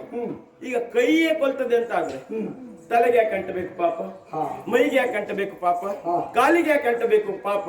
ಹಾಗಾದ್ರೆಲ್ಲ ಆಲೋಚಿಸುವಾಗ ಸಂಕಲ್ಪ ಒಂದು ಉಂಟು ಅಂತ ಆಗ್ತದೆ. ಅದಕ್ಕೆ ಆತ್ಮ ಅಂತ ಜಗತ್ತು ಗುರುತಿಸಿದ್ದು. ಆತ್ಮ ಎನ್ನುವುದು ಹೇಗೆ ವ್ಯಕ್ತಿಯಾದವನು ತನ್ನ ಬಟ್ಟೆಗಳನ್ನು ಬದಲಿಸ್ತಾ ಸಾಗುತ್ತಾನೋ ಅದೇ ರೀತಿಯಲ್ಲಿ ಬೇರೆ ಬೇರೆಯದಾದಂತಹ ದೇಹಗಳನ್ನು ಬದಲಿಸ್ತಾ ಸಾಗುತ್ತಾನೆ. ಈಗ ಆಲೋಚನೆ ಮಾಡಿ ನೋಡು, ಕೊಲ್ಲುವುದಕ್ಕೆಲ್ಲದಕ್ಕೂ ಒಂದೇ ಕರ್ಮವು. ಈಗ ಒಬ್ಬಾತನಲ್ಲಿ ಇರಬಹುದಾದ ದ್ರವ್ಯವನ್ನು ವಶಪಡಿಸುವುದಕ್ಕಾಗಿ ಒಬ್ಬನ ತಲೆಯನ್ನು ಹೊಡೆದು ಕೊಲ್ತೇವೆ ಅಂತ ಆದ್ರೆ ಅದು ಪ್ರಪಂಚದಲ್ಲಿ ಕೊಲೆ ಅಂತ ಅನಿಸಲ್ಪಡ್ತದೆ. ಅದಕ್ಕೆ ಶಾಸ್ತ್ರದಿಂದ ಇಂಥದ್ದೊಂದು ಶಿಕ್ಷೆ ಅಂತ ಉಂಟು. ಅದೇ ವ್ಯಕ್ತಿಯೊಬ್ಬ ಅವನನ್ನು ಕೊಲ್ಲುವುದಕ್ಕಾಗಿ ಬಂದಂತಹ ಒಬ್ಬ ವ್ಯಕ್ತಿಯನ್ನು ಅವನಿಂದ ತಪ್ಪಿಸಿಕೊಳ್ಳುವುದಕ್ಕಾಗಿ ಕೊಂದ ಅಂತಾದರೆ ಅದನ್ನು ಜಗತ್ತು ಆತ್ಮರಕ್ಷಣೆ ಅಂತ ಗುರುತಿಸ್ತದೆ. ಈಗ ಆದದ್ದು ಎರಡು ಪ್ರಕರಣದಲ್ಲಿ ಕೊಲೆಯಾದರೂ ಕೂಡ ಎರಡಕ್ಕೂ ಬೇರೆ ಬೇರೆ ಹೆಸರುಂಟು. ಯಾಕೆ ಹೇಳು? ಅಲ್ಲಿ ಇರಬಹುದಾದ ಸಂಕಲ್ಪ ಬೇರೆಯದ್ದು ಅಂತ. ಆತ್ಮರಕ್ಷಣೆಗಿರುವ ಶಿಕ್ಷೆ ಬೇರೆ, ಕೊಲೆಗಿರುವ ಶಿಕ್ಷೆ ಬೇರೆ. ಹಾಗಾದರೆ ಮಾಡಬಹುದಾದಂತಹ ಕರ್ಮದ ಹಿಂದಿರುವ ಸಂಕಲ್ಪಕ್ಕೆ ಇರುವುದು ಬೆಲೆ ಬಿಟ್ರೆ ಮಾಡಬಹುದಾದಂತಹ ಕ್ರಿಯೆಗಲ್ಲ. ಕ್ರಿಯೆ ಎನ್ನುವುದು ಕರ್ಮ ಆಗುವುದು ಯಾವಾಗ ಹೇಳು? ಹಿಂದಿರಬಹುದಾದಂತಹ ವ್ಯಕ್ತಿಯ ಜ್ಞಾನ ಎನ್ನುವುದರಲ್ಲಿ ಪ್ರಚೋದಿಸಿದ ಕಾರಣಕ್ಕೆ. ಈ ಕಾಲಕ್ಕೆ ಅವರೇ ಹೊಂದಿರಬಹುದಾದಂತಹ ಕರ್ಮದ ಅನುಸಾರವಾಗಿ ಅವರು ಪಡೆಯಬೇಕಾದದನ್ನು ಪಡೆಯುವುದಕ್ಕೆ ನೀನೊಬ್ಬ ನಿಮಿತ್ತ ಮಾತ್ರನಾಗಿದ್ದೀಯ ಬಿಟ್ರೆ, ನನ್ನ ಕೈಯ ಆಯುಧಗಳಂತೆ ನೀವು ವರ್ತಿಸಬೇಕಾದವರು ಬಿಟ್ರೆ, ಈ ಪ್ರಪಂಚ ಸಕಲವೂ ನನ್ನಲ್ಲೇ ಉಂಟು. ಈ ಪ್ರಪಂಚದ ಸೃಷ್ಟಿಗೆ ಕಾರಣೀಕರ್ತನಾದವನು ನಾನು, ಪ್ರಪಂಚದ ಬೆಳವಣಿಗೆಗೆ ಕಾರಣೀಕರ್ತನಾದವನು ನಾನು, ಪ್ರಪಂಚದ ನಾಶಕ್ಕೂ ಕಾರಣೀಕರ್ತನಾದವನು ನಾನು. ಎಲ್ಲದರಲ್ಲಿಯೂ ನಾನಿದ್ದೇನೆ, ಎಲ್ಲವೂ ನನ್ನಲ್ಲುಂಟು. ಎಲ್ಲದರ ಒಳಗಿರುವ ಕಾರಣದಿಂದಾಗಿ ನಾನು ಸೂಕ್ಷ್ಮವಾಗಿದ್ದೇನೆ, ಎಲ್ಲರನ್ನು ಮೀರಿ ನಿಂತಿದ್ದರಿಂದ ನಾನು ಸ್ಥೂಲವಾಗಿಯೂ ಕಾಣಿಸಿಕೊಂಡಿದ್ದೇನೆ. ಹಾಗಾಗಿ ಇಲ್ಲಿ ಮಾಡುವುದಕ್ಕೆ ನೀನಲ್ಲ, ಕೊಲ್ಲಿಸಲ್ಪಡುವುದಕ್ಕೆ ಅವರೂ ಅಲ್ಲ. ಇದಕ್ಕೆಲ್ಲದಕ್ಕೆ ಕರ್ಮವೇ ಕಾರಣವಾಗಿದೆ. ಒಂದು ಉಂಟು, ಏನು ಶ್ರೀಹರಿ? ಕರ್ಮವೇ ಕಾರಣವಾಗ್ತದೆ ಅಂತಾದ್ರೆ, ಆದ್ರೆ ಕರ್ಮಕ್ಕೆ ಸ್ಪರ್ಧರಾದಂತ ಅವರಿಗೆ ಸರಿಯಾದ ಫಲವೊಂದು ಸಿಗ್ತದೆ ಅಂತಾದ್ರೆ ಆ ಫಲ ಕೊಡುವುದಕ್ಕೆ ನನ್ನನ್ನೇ ಮಾಧ್ಯಮವಾಗಿ ಬಳಸಿಕೊಳ್ತಾ ಇದೆಯಲ್ಲ. ಹೌದು. ಆಗ ಲೋಕ ಹೇಳುವುದೇನು? ಬಂಧು ಬಾಂಧವರ ಹತ್ಯೆಯನ್ನು ಮಾಡಿದಂತಹ ಪಾರ್ಥ ಪಾಪಿಯಾಗಿದ್ದಾನೆ. ಆ ಕಾರಣದಿಂದಾಗಿ ಲೋಕಮುಖಕ್ಕೆ ಇದನ್ನು ತಿಳಿಸುವುದು ಬಹಳ ಕಷ್ಟವಾಗ್ತದೆ. ನಾನು ವ್ಯವಹಾರದಲ್ಲಿ ಕರ್ಮಬದ್ಧನಾಗಿದ್ದೇನೆ. ಈಗ ಕರ್ಮಬದ್ಧನಾಗಿದ್ದೇನೆ ಎನ್ನುವಾಗ ನನ್ನನ್ನೇ ಬಳಸಿಕೊಂಡು ಉದ್ದೇಶಪೂರ್ವಕವಾಗಿ ಅವರನ್ನು ಹೊಡಿ ಅಂತ ಹೇಳುವಾಗ ಕರದ ಕಾರ್ಮುಖ ಜಾರಿ ಹೋಗ್ತಾ ಉಂಟು. ನಿನ್ನ ಕೈಯಲ್ಲಿರಬಹುದಾದಂತಹ ಕಾರ್ಮಿಕ ಜಾರತಾ ಉಂಟು. ಆದ್ರಿಂದ ಹೊಡೆಯುವುದಕ್ಕೆ ಮನಸ್ಸು ಬರುವುದಿಲ್ಲ. ನಾನು ಬಾಬಿಯಾಗುವುದಕ್ಕೆ ಸಿದ್ಧನಿಲ್ಲ. ಪಾರ್ಥ, ಪಾಪಿ ನಾನಾಗುತ್ತೇನೆ ಅನ್ನುವಂತ ಮನಸ್ಸಿನೊಳಗಿರುವಂತಹ ಭಾವನೆ ನಿನ್ನದು. ನೀನು ನಿನ್ನದಾದಂತಹ ಕರ್ತವ್ಯದಿಂದ ನೀ ದೂರ ಉಳಿದೆ ಅಂತಾದರೂ ಕೂಡ ನೀನು ಪಾಪಿಯೇ ಆಗುತ್ತೆ. ಯಾಕೆ ಹೇಳು? ಒಂದು ವರ್ಣದಲ್ಲಿ ಬದುಕಬೇಕಾದಂತ ನೀನು ಇಂತೆಲ್ಲ ಕರ್ತವ್ಯಗಳನ್ನು ಮಾಡಲೇಬೇಕಾದ ಬದ್ಧತೆ ಉಂಟು. ಅದನ್ನು ಮಾಡದೆ ನೀ ಉಳಿದೆ ಅಂತಾದ್ರೆ ಆಗಲೂ ಪಾಪದ ಲೇಪ ಎನ್ನುವುದು ನಿನ್ನ ಪಾಲಿಗೆ ಬರ್ತದೆ. ಹಾಗಾದ್ರೆ ಮಾಡಬಹುದಾದಂತಹ ಕರ್ತವ್ಯದಲ್ಲಿ ಏನಿರಬೇಕು ಹೇಳು? ಅದು ಕರ್ಮ ಮಾಡುವಾಗ ಕರ್ಮವನ್ನು ಮಾಡುವ ಮಾತ್ರ ನಾನು. ಕರ್ಮದ ಫಲಾಫಲಗಳು ನನ್ನದಾದಂತಹ ಇಚ್ಛೆಯಲ್ಲ, ಅದು ಕರ್ಮಾಧ್ಯಕ್ಷನ ಕೈಯಲ್ಲುಂಟು. ಕರ್ಮಾಧ್ಯಕ್ಷ ಕೊಡಬಹುದಾದಂತಹ ಕರ್ಮಫಲವನ್ನು ಸ್ವೀಕರಿಸುವ ನಾನು ಅನ್ನುವಂತ ಸಂಕಲ್ಪ ಇದ್ದರೆ ಮಾತ್ರ ನಿಮಗೆ ಸ್ಪಷ್ಟವಾಗಿ ಅರ್ಥವಾಗುವಾಗೆ ಹೇಳು. ಹಲಸಿನ ಹಣ್ಣನ್ನು ತಿನ್ನಬೇಕು ಅಂತ ಬಯಸಿದ ವ್ಯಕ್ತಿಯೊಬ್ಬ ನೇರ ಹಲಸಿನ ಹಣ್ಣಿಗೆ ಕೈ ಹಾಕುವುದಲ್ಲ. ಅದಕ್ಕೆ ಪೂರ್ವದಲ್ಲಿ ಏನು ಮಾಡಬೇಕು ಹೇಳು? ಕೈಗೆ ಸರಿಯಾಗಿ ತೈಲವನ್ನು ಹಚ್ಚಿಕೊಳ್ಬೇಕು, ಆಗ ಹಲಸಿನ ಹಣ್ಣಿಗೆ ಕೈ ಹಾಕಬೇಕು. ಅಂದ್ರೆ ಹಲಸಿನ ಹಣ್ಣಿನ ಮೇಳ ಬರೆಯುವುದಿಲ್ಲ. ಹಲಸಿನ ಹಣ್ಣು ತಿಂದಾಗೂ ಆಗುತ್ತದೆ, ಕೈಗೆ ಹಲಸಿನ ಹಣ್ಣಿನ ಅಂಟ ಮೆತ್ತುವುದಕ್ಕಿಲ್ಲ. ಈಗಲೂ ನೀ ಬದುಕಬೇಕಾದ ನೆಲೆಯ ಅಂತದ್ದೇ. ಕರ್ಮ ಎನ್ನುವುದು ಬಾಧಿಸದ ಹಾಗೆ ಬದುಕಬೇಕು. ಹೇಗೆ? ಸಂಕಲ್ಪ ದೇವರದ್ದು, ಸಂಕಲ್ಪ ಭಗವಂತನದ್ದು ಎನ್ನುವಂತ ಇಚ್ಛೆಗೆ ನೀನು ಬದ್ಧನಾಗಿ ಮಾಡಬಹುದಾದಂತಹ ಕರ್ಮದಲ್ಲಿ ನಿನ್ನನ್ನು ನೀ ತೊಡಗಿಸಿಕೊಂಡೆ ಅಂತಾದ್ರೆ ಯಾವ ಪಾಪದ ಲೇಪವೂ ನಿನಗೆ ಬಾಧಿಸುವುದಕ್ಕಿಲ್ಲ. ಹಾಗಾಗಿ ನಾನು ಹೇಳ್ತಾ ಇರುವುದು, ಪ್ರಪಂಚದ ಸರ್ವವೂ ನಾನಾಗಿದ್ದೇನೆ. ಪರ್ವತಗಳಲ್ಲಿ ಹಿಮಾಲಯ ನಾನಿದ್ದೇನೆ, ಪಕ್ಷಿಗಳಲ್ಲಿ ಗರುಡ ನಾನಿದ್ದೇನೆ. ಮಾತ್ರ ಅಲ್ಲ, ದೇವತೆಗಳಲ್ಲಿ ಇಂದ್ರನಿದ್ದೇನೆ, ಆಯುಧಗಳಲ್ಲಿ ವಜ್ರಾಯುಧನಾಗಿದ್ದೇನೆ, ಸರ್ಪಗಳಲ್ಲಿ ವಾಸುಕಿಯಾಗಿದ್ದೇನೆ, ನಾಗಗಳಲ್ಲಿ ಅನಂತನಾಗಿದ್ದೇನೆ. ಹಾಗಾಗಿ ಯಾದವರಲ್ಲಿ ವಾಸುದೇವನಾದಂತಹ ನನ್ನನ್ನು ಪಾಂಡವರಲ್ಲಿ ಧನಂಜಯನಾಗಿಯೇ ಪ್ರಪಂಚ ಗುರುತಿಸುತ್ತದೆ. ನಿನ್ನ ಸೇವಕನಾದಡೆ ದಯಾಂಬುಧಿ ನಿನ್ನ ಸೇವಕನಾದಡೆನ ಬಲಿದೀಗ ನಿಜವನು ಸಾದರದಿ ತೋರಿಸಿಯ ರಕ್ಷಿಸೋ ಒಲಿದೀಗ ನಿಜವನು ಸಾದರದಿ ತೋರಿಸಿ ರಕ್ಷಿಸು ಕರುಣದೊಳಗೆಂದ ಸಾದರದಿ ನಿಜವನು ತೋರಿಸಿಯೇ ರಕ್ಷಿಸು ಕರುಣದೊಳಗೆಂದ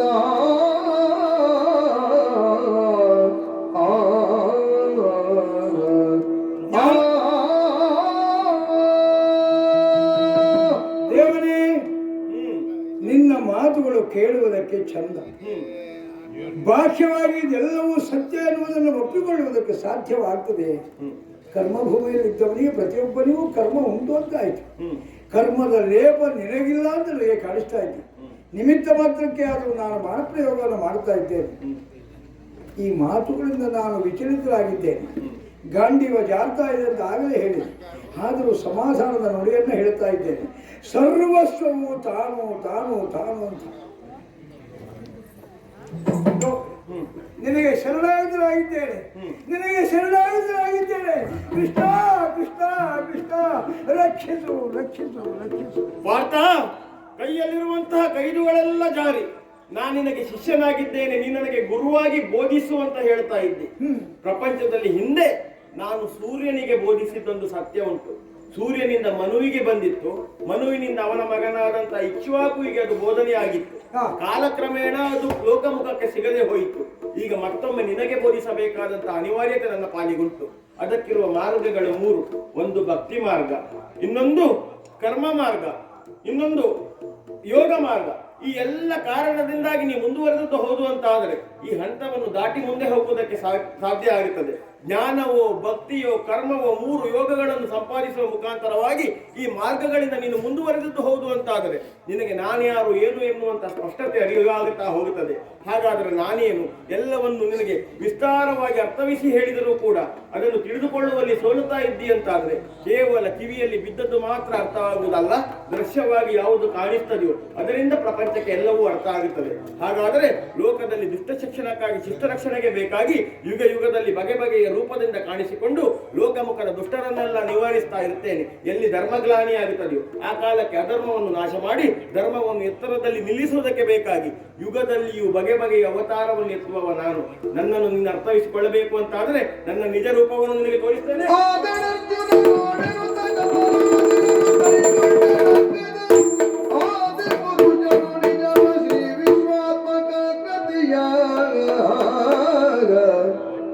ಕಂಡು ತಲೆ ಮಗಾಗಿದನು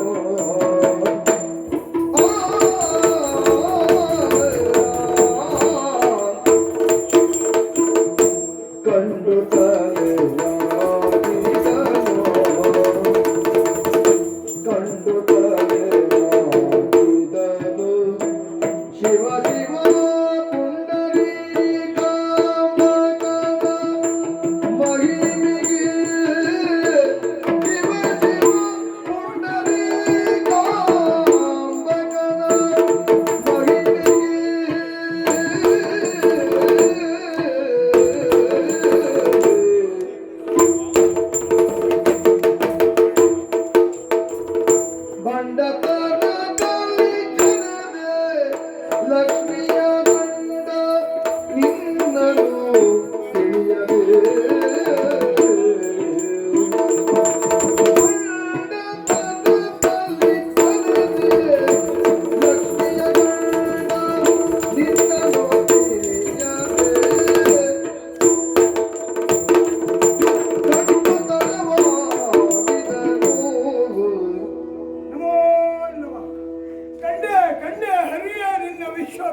ಕಂಡೆ.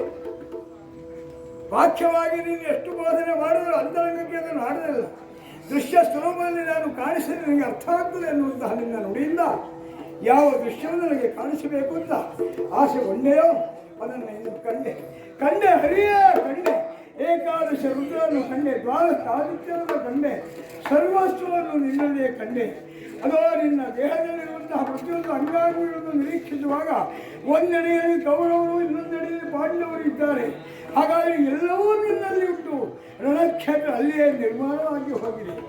ನಾನು ಬರೇ ನಿಮಿತ್ತ ಮಾತ್ರ ಅಂತ ಹೇಳುವಂತಹ ನಿನ್ನ ಮಾತಿಗೆ ಪೌಷ್ಟ್ಯ ಸಿಗುವ ಹಾಗೆ ನನ್ನ ದೃಶ್ಯವಾಚ್ಯವನ್ನು ನನ್ನ ಕಣ್ಣಿಗೆ ಗೋಚರ ಮಾಡಿದೆ. ನಾನು ಶಿಷ್ಯನಾಗಿದ್ದೇನೆ ಅಂತ ಜ್ಞಾನ ತಲೆಬಾಗಿದಾಗ ಗುರುವಾಗಿ ಈ ಪಾರ್ಥನ ಜೀವನದಲ್ಲಿ ಅಮೂಲ್ಯವಾದಂತಹ ವಿಶೇಷವಾದಂತಹ ಸ್ಥಿತಿಯನ್ನು ನನ್ನ ಬಾಳಿಗೆ ಕಾಣಿಸುವಂತೆ ದಿವ್ಯ ದೃಷ್ಟಿಯನ್ನು ನೀನು ಕೊಟ್ಟೆ. ಹರಿಯೇ ಹರಿಯೇ ಸರ್ವಾತ್ಮನೇ, ಶ್ರೀಹರಿಯ ಪ್ರಸಾದವೇ ಪ್ರಭೆಯಾಗಿ ನನ್ನ ಬಾಳಿಗೆ ಲಭ್ಯವಾಯಿತು ಅಂತ ನಾನು ಅರ್ಥ ಮಾಡಿಕೊಂಡಿದ್ದೇನೆ. ಹಾಗಾಗಿ ನಿನ್ನ ಪ್ರಸಾದವನ್ನು ಸ್ವೀಕಾರ ಮಾಡಿ ಈಗ ಈಗ ಭಂಡಾರನ ಹೊರಗೆ ಕರೆದ ಕಾರ್ಮಿಕ ಚಂಪಕವನ್ನ ಕೈಯಲ್ಲಿ ಹಿಡಿತೇನೆ. ಮುರಗರ ಮುನ್ನಿನ ರೂಪವ ಧರಿಸಿಯೇ ಸಂತೈಸುತ್ತಲ ನರನುಡಲಾಗಲು ಒಗಜಾಪವ ಪಿಡಿ ಎಳೆದಲ್ಲಿ ಹರಿವಾಗಿಯ ಕರದುಡ ಪಿಡಿಯಲು ನಿಜವದಿಂದಲೇ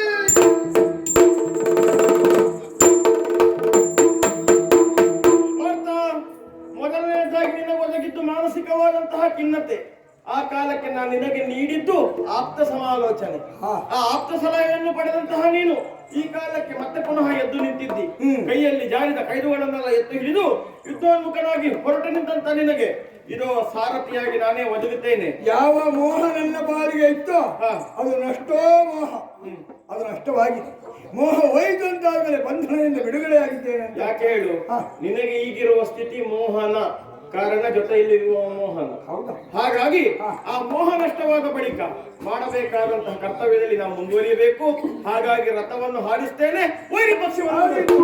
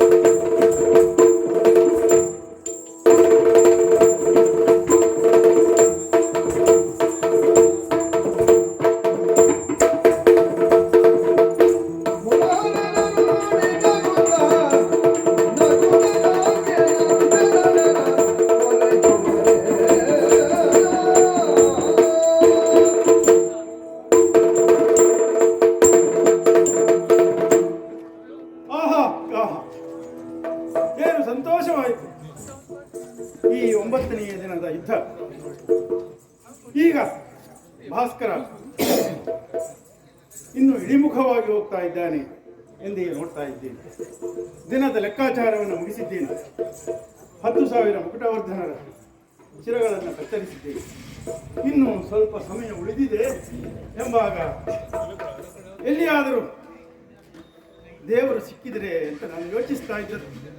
ಆದರೆ ಹೇಗೆ ನನ್ನ ಮನಸ್ಸಿನಲ್ಲಿ ಯಾವ ಇಂಗಿತ ಇದೆ ಎಂಬುದನ್ನು ತಿಳಿದನೋ ಅವನೇ ಇತ್ತ ಬರುತ್ತಿದ್ದಾನೆ. ಅಂದರೆ ಕೃಷ್ಣಾರ್ಜುನರು ತಮ್ಮ ದಿವ್ಯ ರಥದಲ್ಲಿ ಇತ್ತಲೆಯೇ ಬರುವುದನ್ನು ಕಂಡೆ.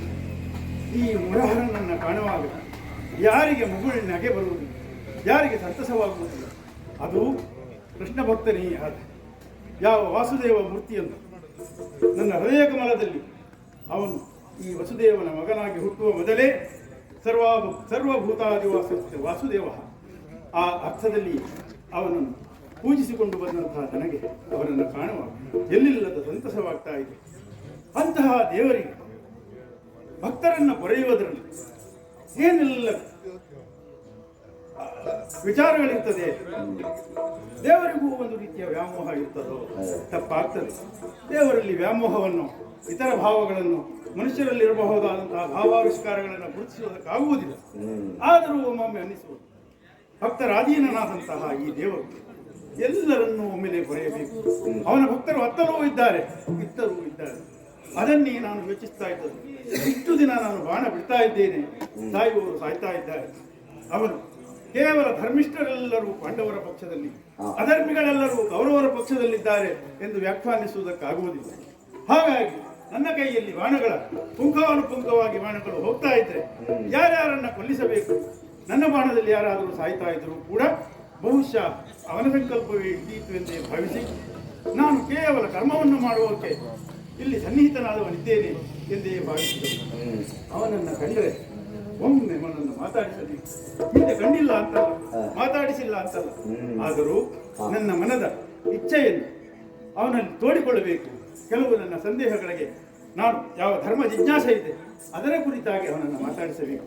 ನನ್ನ ಮನಸ್ಸಿನ ಚಿತ್ತದುಮ್ಮಳಿಕೆಯನ್ನು ತೋಡಿಕೊಳ್ಳಬೇಕು. ಆದ್ದರಿಂದ ಚಿನ್ಮಯ ಸಂಬೋಧಿಸಲೇ ಚಿನ್ಮಯನೇ ರಾಗಬೇಕುದು.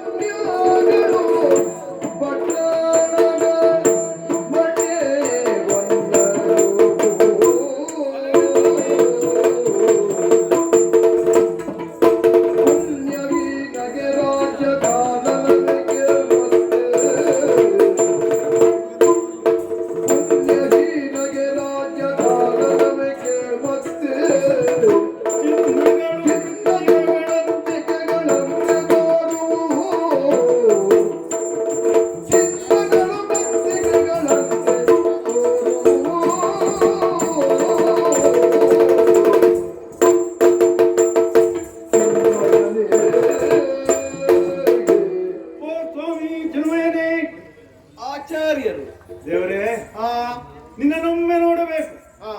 ಮೊದಲು ನೋಡಿಲ್ಲ ಅಂತಲ್ಲ, ಇವತ್ತಿನ ಲೆಕ್ಕ ಮುಗೀತೋ?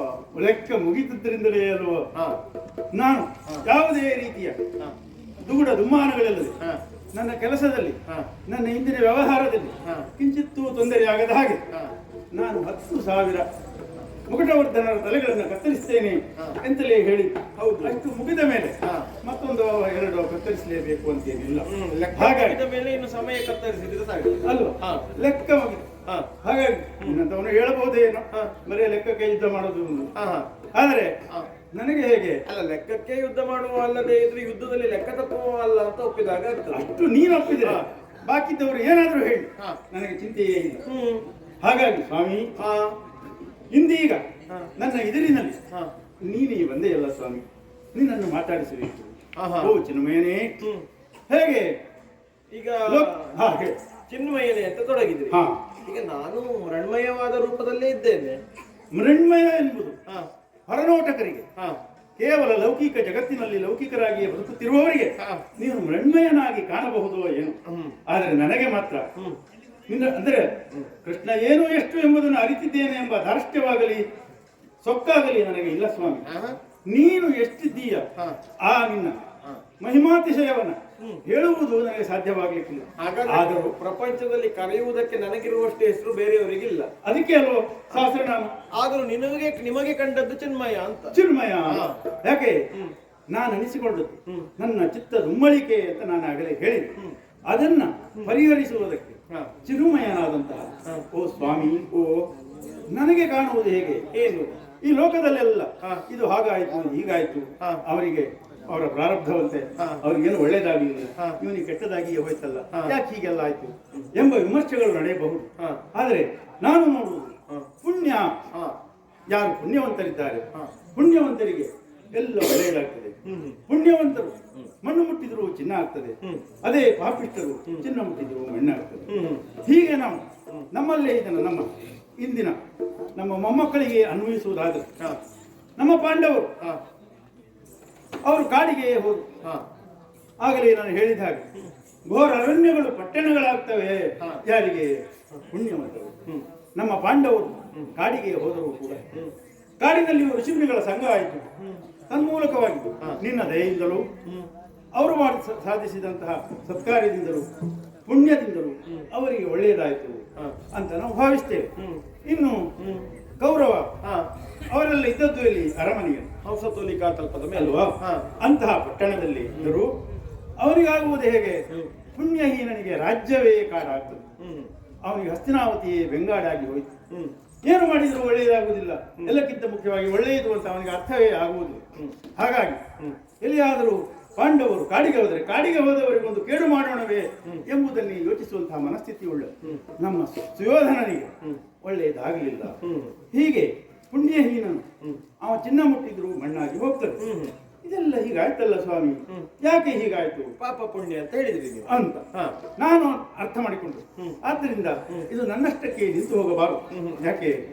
ದೊಡ್ಡವ ನೀನಿರುವಾಗ ಇದಕ್ಕೇನಾದರೂ ಸ್ವಾಮಿಯ ಶ್ರೀಮುಖದಿಂದ ಒಂದು ಪರಿಹಾರ ಬಂದರೆ ಅಥವಾ ಏನಾದರೂ ಒಂದು ವಿಮರ್ಶೆ ಆದರೆ ಅದಕ್ಕೆ ಇದು ಹೀಗಂತೆ ಇದಮಿತ್ತಂ ಎಂಬ ಹಾಗೆ ಏನಾದರೂ ಒಂದು ಮಾತು ಬಂದರೆ ನನಗೆ ಸಂತೋಷವಾಗ್ತದೆ. ಸರಿ.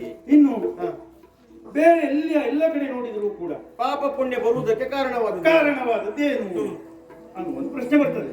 ಅದಕ್ಕೆ ಹೇಳುವುದಿಲ್ವ ನೀವು? ಅದಕ್ಕೂ ನಾನು ಮುಂದೆ ಇಲ್ಲಿವರೆಗೆ ನಾನೇನು ಜಿಜ್ಞಾಸೆಯನ್ನು ಮುಂದಿಟ್ಟರು ಅದನ್ನ ಮುಂದುವರಿಸೋಣವೋ ಆದ್ರೆ ಒಂದು ಕಷ್ಟ ಆಗ್ತದೆ. ಏನು? ಹೇಗೆ? ಸಣ್ಣವರ ಬಗ್ಗೆ ಮಾತಾಡ್ಬೋದು. ನಾನೀಗ ಪಾಂಡವರ ಬಗ್ಗೆ ಮಾತಾಡಿದೆ, ಕೌರವರ ಬಗ್ಗೆ ಮಾತಾಡಿದೆ. ಅವರ ಬಗ್ಗೆ ಮಾತಾಡುವಾಗ ಯಾವುದೇ ರೀತಿಯ ದುಗುಡ ದುಮ್ಮಾನಗಳಿಲ್ಲ, ಮಾತಿನಲ್ಲಿ ತಡೆ ಆಗುವುದಿಲ್ಲ. ಅದನ್ನೇ ದೊಡ್ಡವರ ಬಗ್ಗೆ ಮಾತಾಡುವಾಗ ಸ್ವಲ್ಪ ಮಾತಿಗೆ ತಡೆ ಬೀಳ್ತದೆ. ಯಾಕೆ? ಇವರಿಗೂ ಹೀಗಾಯ್ತಂತೆ. ಹಾಗಾದ್ರೆ ಅದೆಲ್ಲ ಆಗ್ಲಿಕ್ಕೆ ಏನು ಕಾರಣ ಎಂಬಾಗ ನೀವು ಆಲೋಚನೆ ಮಾಡಿದ್ದೇನೆ. ನನಗೆ ಹೇಗೆ ಕರ್ಮ ಸಕಲರನ್ನು ಬಾಧಿಸುವುದು, ಬೇಡಲಾರೆನು ಕರ್ಮ ಸಕಲರನ್ನು ಬಾಧಿಸುವುದು, ಜೂಲಿಯನು ಬಳಲಿಸಿತು ಬ್ರಹ್ಮನ ಕಪಾಲ, ಜೂಲಿಯನು ಬಳಲಿಸಿತು ಬ್ರಹ್ಮನ ಕಪಾಲ, ಕೂಲಿಯಾಳುಗಳಂತೆ ಧರಿಸಿ ಕೈಯುವ ನಯನು, ಕೂಲಿಯಾಳುಗಳಂತೆ ಧರಿಸಿ ಕೈಯುವ ನಯನು, ನೀಲನೆ ಪದಿನಿಂದ ಬೆಲ್ಲ ಗಟ್ಟಿ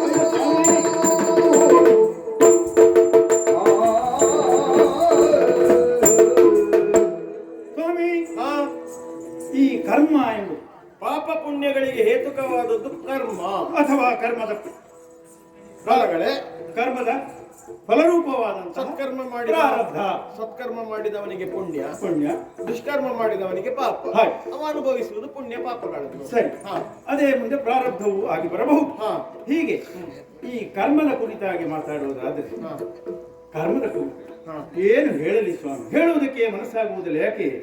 ನಾನು ಈಗ ಎತ್ತಿಕೊಂಡ ವಿಷಯ ಸ್ವಲ್ಪ ದೊಡ್ಡದ್ದು ಸ್ವಾಮಿ. ಯಾರು ಅಂತಹ ಮಹಾದೇವ, ದೇವರಿಗೆ ದೊಡ್ಡವನು, ದೇವರಲ್ಲಿ ದೇವ ಮಹಾದೇವ ಅಂತ ನಾವು ಯಾರನ್ನ ಕೊಂಡಾಡ್ತೇವೆ ಅಂತಹ ಶಿವನಿಗೂ ಕೂಡ ಬ್ರಹ್ಮನ ಕಪಾಲ ಹಿಡಿದುಕೊಂಡದ್ದು. ಆ ನಂತರದಲ್ಲಿ ಅವನು ಭಿಕ್ಷೆ ಬೇಡಿದ್ದು ಇತ್ಯಾದಿ ಇತ್ಯಾದಿ. ಸ್ವಾಮಿ, ನಿನಗೆ ಗೊತ್ತಿಲ್ಲದ ವಿಷಯ ಅಲ್ಲ, ನಾನು ಅದನ್ನು ಹೆಚ್ಚು ವಿಮರ್ಶಿಸುವುದಕ್ಕೂ ಹೋಗುವುದಿಲ್ಲ. ಹಳೆ ಪ್ರಸಂಗ.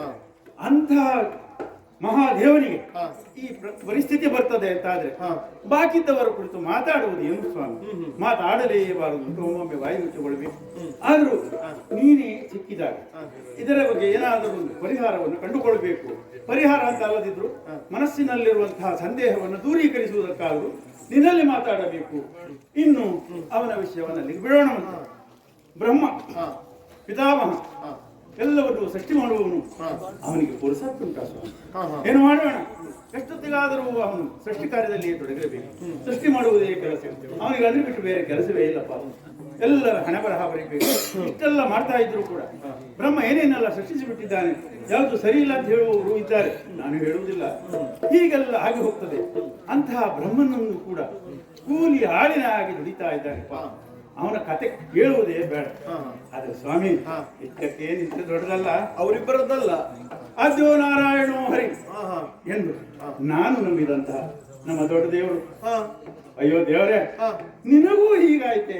ಏನಾಗಿದೆ? ನೀನು ಈ ಅವತಾರಗಳನ್ನು ಎತ್ತಿ ಬಂದಿಲ್ಲ. ಹಾ. ಮತ್ಸ್ಯಕೂರ್ಮ, ವರಾಹ, ನರಸಿಂಹ, ವಾಮನ, ಪರಶುರಾಮ, ರಾಮ, ಕೃಷ್ಣ, ಹಾ, ಹಾ. ಈ 8 ಅವತಾರ. ಹಾ. ಮತ್ತು 2 ಉಂಟಂತೆ, ಹಾ. ನಮ್ಗೆ ಗೊತ್ತಿಲ್ಲ. ಹಾ. ಈ 8 ಅವತಾರಗಳನ್ನು ಎತ್ತಿ ಬಂದ ನೀನು ಏನೇನೆಲ್ಲ ಮಾಡಿದ್ಯಾ? ಒಳ್ಳೆಯದನ್ನೇ ಮಾಡ್ಲಿಕ್ಕೆ ಬಂದವನು, ಅದರ ಬಗ್ಗೆ ಮಾತಿಲ್ಲ. ನಿಮ್ಮ ಭಕ್ತ ನಾನು, ಭಕ್ತನಾಗಿ ನಾನು ಮಾತಾಡಿದೆ. ನಾನು ನಿನ್ನಲ್ಲಿಯೇ ಹೇಳುವುದಾದ್ರಿಂದ ನನಗೆ ಕಷ್ಟ ಇಲ್ಲ. ಅಲ್ಲದೆ ಬಾಕಿದ್ದವರ ಹತ್ರ ನಾವು ಮಾತಾಡುವ ವಿಷಯವೇ ಅಲ್ಲ ಸ್ವಾಮಿ.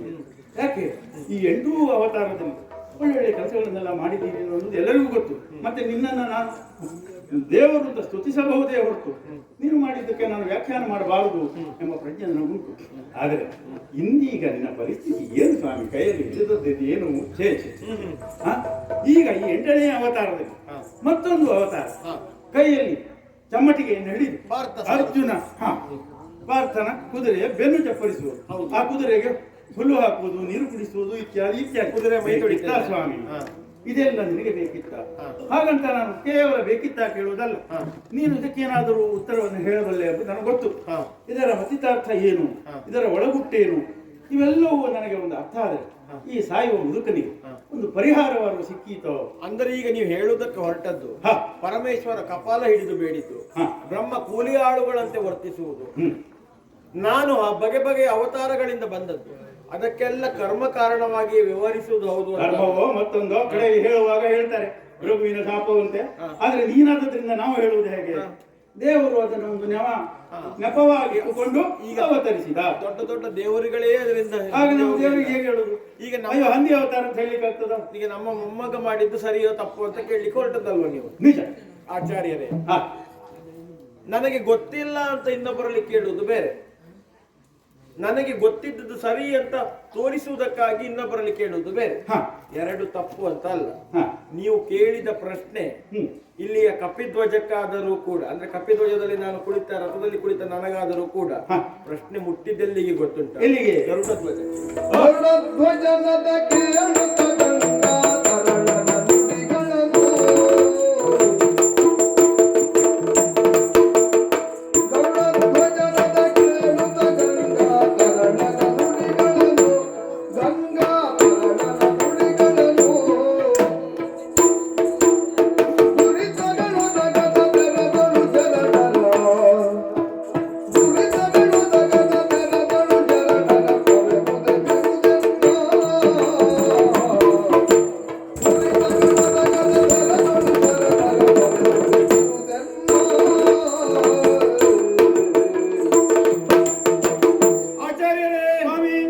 ಸೊಗಸಾಗಿ ಪೂರ್ವ ಪಕ್ಷವನ್ನು ಮಂಡಿಸಿದ್ರಿ ನೀವು. ನೀನು ಹೇಳಿದ್ರೆ ಯಾಕೆ? ಪುಣ್ಯ ಪಾಪಗಳು ಕರ್ಮಹೇತುಕವಾದದ್ದು. ಮಾಡಬಹುದಾದಂತಹ ಕರ್ಮಗಳಿಂದಾಗಿ ಪ್ರಪಂಚದ ವ್ಯಕ್ತಿಗಳು ಎಲ್ಲವನ್ನೂ ಮಾಡ್ತಾರೆ. ಹಾಗಿರುತ್ತಾ ಉಳಿದವರ ಕರ್ಮವನ್ನು ನಾವು ಯಾಕೆ ಹೇಳುವುದು? ಬರೀದೇ ಕುರುಪತಿಯ ಕರ್ಮವನ್ನು ಹೇಳುವುದು ಯಾಕೆ ಅಲ್ವಾ? ಅವ ಮಾಡಿದಂತಹ ಪ್ರಾರಬ್ಧವು, ಅವನ ಸಂಚಿತವು ಅದು ಆಗಾಮಿಯಾಗಿ ಬಂದು ಇಷ್ಟು ಮಾಡಿಸ್ತದೆ ಅಂತ. ಆಚಾರ್ಯರೇ, ಒಂದು ಸ್ಪಷ್ಟ ಹೇಳ್ತೇನೆ. ಏನು? ಪ್ರಪಂಚದಲ್ಲಿ ಯಾವುದೆಲ್ಲ ಕಾಣುತ್ತದೆಯೋ ಎಲ್ಲ ಹಾಗೇ ಇರಬೇಕು ಅಂತ ಇಲ್ಲ ಅಲ್ಲ? ಏನೂ ಇಲ್ಲ. ಇನ್ನು ಸ್ಪಷ್ಟವಾಗಿ ನಿಮಗೊಂದು ಉದಾಹರಣೆಯನ್ನು ಕೊಡ್ತೇನೆ. ಒಬ್ಬಾತನಾದಂತಹ ಆರೋಪಿಯನ್ನು ಬಂಧಿಸುವ ಕಾಲಕ್ಕೆ ಶಿಕ್ಷೆಯನ್ನು ಕೊಡಬಲ್ಲಂತಹ ವ್ಯಕ್ತಿಯನ್ನು ಮಾಡ್ತಾನೆ ಹೇಳಿ? ದಂಡ ನೀತಿಯನ್ನು ಅನುಸರಿಸಿ ಅವನ ಕೈಗೆ ಕಟ್ಟಿದ ಹಗ್ಗವನ್ನು ಇನ್ನೊಂದು ತುದಿಯನ್ನು ತನ್ನ ಕೈಗೂ ಬಂಧಿಸಿಕೊಳ್ತಾನೆ. ಕಾಣುವವರ ಕಣ್ಣಿಗೆ ಹೇಗೆ ಕಾಣ್ತದೆ? ಅವನ ಕೈಯೂ ಬಂಧಿಸಲ್ಪಟ್ಟಿದೆ, ಇವನ ಕೈಯೂ ಬಂಧಿಸಲ್ಪಟ್ಟಿದೆ. ಆದ್ರೆ ವಾಸ್ತವ ಏನು? ಒಬ್ಬ ಕಟ್ಟಿದ್ದು, ಇನ್ನೊಬ್ಬ ಕಟ್ಟಿಸಿಕೊಂಡಿದ್ದು. ಹಾಗಾದರೆ ಕಟ್ಟಿದ ವ್ಯಕ್ತಿಗೆ ಕಟ್ಟುವುದಕ್ಕೂ ಬರ್ತದೆ, ಕಟ್ಟು ಬಿಚ್ಚುವುದಕ್ಕೂ ಬರ್ತದೆ, ಕಟ್ಟಿ ಹಾಕುವುದಕ್ಕೂ ಬರ್ತದೆ. ಕಾಣುವವರ ಕಣ್ಣಿಗೆ ಹಾಗೆ ಕಾಣುತ್ತದೆ. ಇನ್ನು ನೀವು ಕೇಳಿದ್ರಲ್ಲ, ಪರಮೇಶ್ವರ ಬ್ರಹ್ಮಕಪಾಲವನ್ನು ಹಿಡಿದು ತಿರುಗಿದ. ಪರಮೇಶ್ವರನದ್ದು ಕರ್ಮ ಅಂತ ಭಾವಿಸಿದ್ರು, ಅದಕ್ಕೆ ಲೀಲೆ ಅಂತ ಹೆಸರು. ಪರಮೇಶ್ವರ ಬ್ರಹ್ಮಕಪಾಲವನ್ನು ಹಿಡಿದು ಹೋಗುವ ಕಾಲಕ್ಕೆ ಅವ ಪರಮೇಶ್ವರನಾಗಿಯೇ ಇದ್ದಾನೆ. ಯಕ್ಷಿನಿಗೆ ಅನುಗ್ರಹವನ್ನು ಮಾಡಿದ್ದಾನೆ, ಮೋಹಗ್ರನ ಗರ್ವಭಂಗ ಮಾಡಿದ್ದಾನೆ, ವಿಶ್ವಸ್ಕೇನ ಸೊಕ್ಕನ್ನು ಮುರಿದಿದ್ದಾನೆ ಅಂತ ಆದರೆ ಅವ ಕೈಗೊಂಡದ್ದಕ್ಕೆ ಲೀಲೆ ಅಂತ ಹೆಸರು. ಈಗ ಬ್ರಹ್ಮ ಕರ್ಮಫಲದಿಂದಾಗಿ ಕೂಲಿಯಾಳುಗಳಂತೆ ಸೃಷ್ಟಿ ಮಾಡ್ತಾನೆ, ಹಾಗನ್ನುವುದಕ್ಕೆ ಬರ್ತದೆಯೋ? ಅದು ಹೌದು ಅಂತ ಆದ್ರೆ ಬ್ರಹ್ಮನ ಹಿಂದಿನ ಜನ್ಮ ಯಾವುದು ಅನ್ನುವ ಪ್ರಶ್ನೆ ಆಗ್ತದೆ. ಹಾಗಾದರೆ ಅಜನೆನಿಸಿಕೊಂಡಂತಹ ಬ್ರಹ್ಮನಿಗೆ ಹಿಂದಿನ ಜನ್ಮವೇ ಇಲ್ಲ ಅಂತ ಆದ್ರೆ ಅವನಿಗೆ ಸಂಚಿತವೋ ಪ್ರಾರಬ್ಧವೋ ಬರುವುದಕ್ಕೆ ಸಾಧ್ಯ ಇಲ್ಲ ಅಲ್ಲ? ಹಾಗಾಗಿ ಅದನ್ನು ಲೀಲೆ ಅಂತ ಕರೆಯಲು ಪಡುವಂತದ್ದು. ನಾವು ತಿಳಿದದ್ದು ಹೇಗೆ? ನಿಮ್ಮಂಥವರಿಗೆಲ್ಲ ಈ ಕರ್ಮ ಕರ್ಮವೇ ತಾನಾಗಿ ನಿಮಗೆ ಅಂಟಿಕೊಳ್ಳುವುದಿಲ್ಲ. ಕರ್ಮವೇ ನೀವಾಗಿ ಬೇಕಾದ್ರೆ ಅಂಟಿಕೊಳ್ಳಬೇಕು. ಕರ್ಮದ ಯಾಕೆ ಹೇಳಿ, ಹ. ಈಗ ನೀರಲ್ಲಿ ಮುಳುಗಿದಂತಹ ಒಬ್ಬ ವ್ಯಕ್ತಿಯನ್ನು ಎತ್ತುವುದಕ್ಕೆ ಬೇಕಾಗಿ ಮತ್ತೊಬ್ಬ ನೀರಿಗಿಂತ ಹೋಗ್ಬಿಡ್ತಾನೆ. ಅಪಹಾರ್ತಾನೆ. ಹ. ಅಂದ್ರೆ ಉದ್ದೇಶ ಏನು? ಕಾಣುವವರ ಕಣ್ಣಿಗೆ ಇಬ್ಬರೂ ನೀರಲ್ಲಿ ತೊಯ್ದಂತೆ ಕಂಡರೂ ಕೂಡ ಒಬ್ಬ ಆತ ಬಿದ್ದದ್ದು, ಮತ್ತೊಬ್ಬ ಎತ್ತುವುದಕ್ಕಾಗಿ ಇಳಿದದ್ದು. ಹ. ಕಾಣುವುದಕ್ಕೆ ಇಬ್ಬರೂ ನೀರಿನಲ್ಲಿ ಬಿದ್ದವರ ಹಾಗೆ ಕಾಣುತ್ತಾರೆ. ಹ. ಹಾಗಾದರೆ ಈ ಕರ್ಮಗಳೆನ್ನುವುದುಂಟಲ್ಲ, ಯಾವ ಕರ್ಮದ ಕುರಿತಾದಂತಹ ಜ್ಞಾನವನ್ನು ಹೊಂದಿರ್ತಾನೆ ಅವನಿಗೆ ಕರ್ಮ ಅಂಟುವುದಕ್ಕಿಲ್ಲ. ನಾನು ಕರ್ಮದ ಕುರಿತಾಗಿ ನಿಸ್ಪೃಹನಾಗಿದ್ದೇನೆ, ಕರ್ಮ ನನಗೆ ಅಂಟುವುದೇ ಇಲ್ಲ. ನೀವು ಹೇಳಿದ ರೀತಿಯಲ್ಲಿ ಅವತರಣಕ್ಕೆ ಬೇಕಾಗಿ ಭೃಗು ಕೊಟ್ಟ ಶಾಪವನ್ನು ಬಳಸಿಕೊಂಡದ್ದು ನಿಮ್ಮ ಮಾತಿನಲ್ಲೇ ಸ್ಪಷ್ಟವಾಗಿತ್ತು. ಧರಿಸಿದೆಯ ಮತ್ಸ್ಯಾದಿ ರೂಪಗಳ ಏನೆಂಬೆ. ಹಾಗಾದ್ರೆ ಅವತಾರಗಳನ್ನು ಧರಿಸಿದ್ದು ನಾನು ಅಂತಾದ್ರೆ ಭಕ್ತರು ಅದನ್ನೇ ಹೇಳುವುದು. ಶಾಪವನ್ನು ಕೇವಲ ನೆಪವಾಗಿಸಿಕೊಂಡು ತೊಡಗಿದ್ದು. ಅಂದ್ರೆ ಅವನದಾದಂತಹ ಶಾಪ ಎನ್ನುವ ವಾಕ್ಯವನ್ನು ಬಳಸಿಕೊಂಡು, ಅವನ ತಪಸ್ಸನ್ನು ಬಳಸಿಕೊಂಡು ಲೋಕ ಶಿಕ್ಷಣವನ್ನೇ ನೀತಿಯಾಗಿಸಿದ್ರು. ಇನ್ನೊಂದು ಕೇಳಿದ್ರಲ್ಲ, ಈ ಕಾಲಕ್ಕೆ ಈ ಪಾರ್ಥ ಸಾರಥ್ಯ ಯಾಕೆ? ಗರುಡ ಧ್ವಜನಾಗಿ ನನ್ನನ್ನು ಜಗತ್ತು ಗುರುತಿಸುವುದು ಯಾಕೆ ಗೊತ್ತುಂಟು? ಯಾಕೆ? ನನ್ನನ್ನು ಹೊತ್ತು ಸಾಗುವುದು ಗರುಡ. ಯಾವುದು ನಮ್ಮನ್ನು ಹೊತ್ತು ಸಾಗುತ್ತದೆಯೋ ಅದನ್ನು ನಮ್ಮ ಕಾಲಡಿಯಲ್ಲಿ ಬಿಡುವುದಲ್ಲ, ನಮಗಿಂತ ಎತ್ತರದಲ್ಲಿ ಅದನ್ನು ನಾವು ಹಾರಿಸ್ತೇವೆ ಎನ್ನುವುದು ಗರುಡ ಧ್ವಜನಾಗಿ ನಾನಿರುವುದರ ಕುರಿತಾದ ಸ್ಪಷ್ಟತೆ. ಅಂದರೆ ದೇವರು ನಿಂತಿರುವುದು ಯಾವುದರ ಮೇಲೆ? ನಿಂತಿರುವುದು ಧರ್ಮದ ಮೇಲೆ ಅಂತ ಆಯ್ತು. ಯಾವಾಗ ಧರ್ಮ ಸ್ಥಿರವಾಗಿ ದೇವರನ್ನು ನಿಲ್ಲಿಸ್ತದೆಯೋ ಆ ಕಾಲಕ್ಕೆ ದೇವರು ಬಂದು ಧರ್ಮವನ್ನು ಎತ್ತಿ ಹಿಡಿಯುತ್ತಾನೆ ಅನ್ನುವುದಕ್ಕೆ ಸಾಕ್ಷಿಕವಾಗಿಯೇ ಗರುಡ ಧ್ವಜನಾಗಿ ನಾನು ಕಾಣಿಸಿಕೊಂಡದ್ದು. ಹಾಗಾದ್ರೆ ಧರ್ಮವನ್ನು ಎತ್ತಿ ಹಿಡಿಯುವಂತಹ ಭಕ್ತರು ಯಾರಿರುತ್ತಾರೋ ಅವರನ್ನು ನನ್ನವರು ಅಂತ ತಿಳಿದುಕೊಳ್ತೇನೆ. ದುರಿತಗಳೊದಗದ ತೆರದಲ್ಲಿ ಶರಣರ ಪೊರೆವುದೇ ಬಿರುದು. ಈ ಕಾಲಕ್ಕೆ ಪಾರ್ಥ ಸಾರಥಿಯಾಗಿ ನಾನಿರುವುದು ಯಾಕೆ ಗೊತ್ತುಂಟು? ಪಾಂಡವರು ಧರ್ಮಾತ್ಮರಾಗಿದ್ದಾರೆ ಎನ್ನುವ ಕಾರಣದಿಂದಾಗಿ. ಯಾರು ಧರ್ಮಿಷ್ಠರಾಗಿದ್ದಾರೋ, ಯಾರು ಧರ್ಮವಂತರಾಗಿದ್ದಾರೋ ಅಂತವರ ಮನೆಗೆ ನಾನು ಆಳಾಗಿ ಬರ್ತೇನೆ. ಅದೇ ಕಾರಣಕ್ಕೆ ಬೇಕಾಗಿ ಅರ್ಜುನನ ರಥದಲ್ಲಿ ಸಾರಥಿಯಾಗಿ ಕುಳಿತು ಅವನದ್ದಾದಂತಹ ಕುದುರೆಗಳಿಗೆ ಹುಲ್ಲು ತಿನ್ನಿಸ್ತೇನೆ, ಕುದುರೆಯ ಮೈಯನ್ನು ತೊಳೆಯುತ್ತೇನೆ. ಯಾಕಂದ್ರೆ ನನ್ನ ಭಕ್ತರನ್ನು ಕಾಪಾಡುವುದು ನನಗೆ ಉದ್ದೇಶ, ನನ್ನ ಕರ್ತವ್ಯವಾದುದರಿಂದಾಗಿ ಶರಣರನ್ನು ಪೊರೆಯುವ ಬಿರುದನ್ನು ಹೊತ್ತ ಭಕ್ತವತ್ಸಲನಾದಂತಹ ನಾನು ಮಾಡಬೇಕಾದ ಕ್ರಿಯೆ ಹೊರತಾಗಿ ಯಾವ ಕರ್ಮದ ಲೇಪವು, ಕರ್ಮದ ಪಾಪದ ಲೇಪವು ನನಗೆ ಅಂಟುವುದಕ್ಕಿಲ್ಲ ಆಚಾರ್ಯ. ನಿಗ್ರಹ ಅನುಗ್ರಹ ಶಕ್ತಿಯು ನಿನ್ನಲ್ಲಿ ಹಾಗೆಯೇ ಉಳಿದುಕೊಂಡಿದೆ ಇದು ಮಾತು. ಆದರೆ ಒಂದು ಸಮಸ್ಯೆ ಏನು? ಇದೇ ಜಿಜ್ಞಾಸೆ ಮುಂದುವರಿದರೆ, ಸ್ವಾಮಿ ನೀನು ಶರಣರ ಪೊರೆಯುವುದು ಬಿರುದು ಎಂದು. ಹೌದೇ ಹೌದು. ಶರಣನನ್ನು ಪೊರೆಯುವುದು ಬಿರುದಲ್ಲ ಸ್ವಾಮಿ, ಶರಣ ಕೇವಲ ಅರ್ಜುನನನ್ನು ಪೊರೆಯುವುದು ಅಂತ ನಮಗೆ ಕಾಣುವುದು. ನೀನು ಈ ಲೌಕಿಕ ವ್ಯವಹಾರದಲ್ಲಿ ತೊಡಗಿಕೊಂಡ ಮೇಲೆ ಬಹುಶಃ ನೀನು ಪರಮಾತ್ಮನಾದರೂ ಕೂಡ ಇಲ್ಲಿ ಭೀಷ್ಮ ಒಬ್ಬ ಇದ್ದಾನೆ, ಅವನು ಭಕ್ತನಂತೆ, ಅವನು ಪೂಜಿಸಿದ್ದನಂತೆ, ಆದ್ದರಿಂದ ಅವನು 10 ಕೂಡ 11 ಅಂತ ಮಾಡ್ಲಿಕ್ಕೆ ಹೊರಟೆಯೋ? ಯಾಕೆ? ಈ ಪಾರ್ಥ ನಿನಗೆ ಇಂದಿನ ಈ ಲೌಕಿಕ ಜಗತ್ತಿನಲ್ಲಿ ನಿನಗೆ ಅವನ ತಂಗಿಯ ಗಂಡನು ಹೌದು, ಆ ಸಂಬಂಧವೇ ಪಂಕಜಾಕ್ಷ ಭೇದ ಬೇಕು ಕಿಂಕರ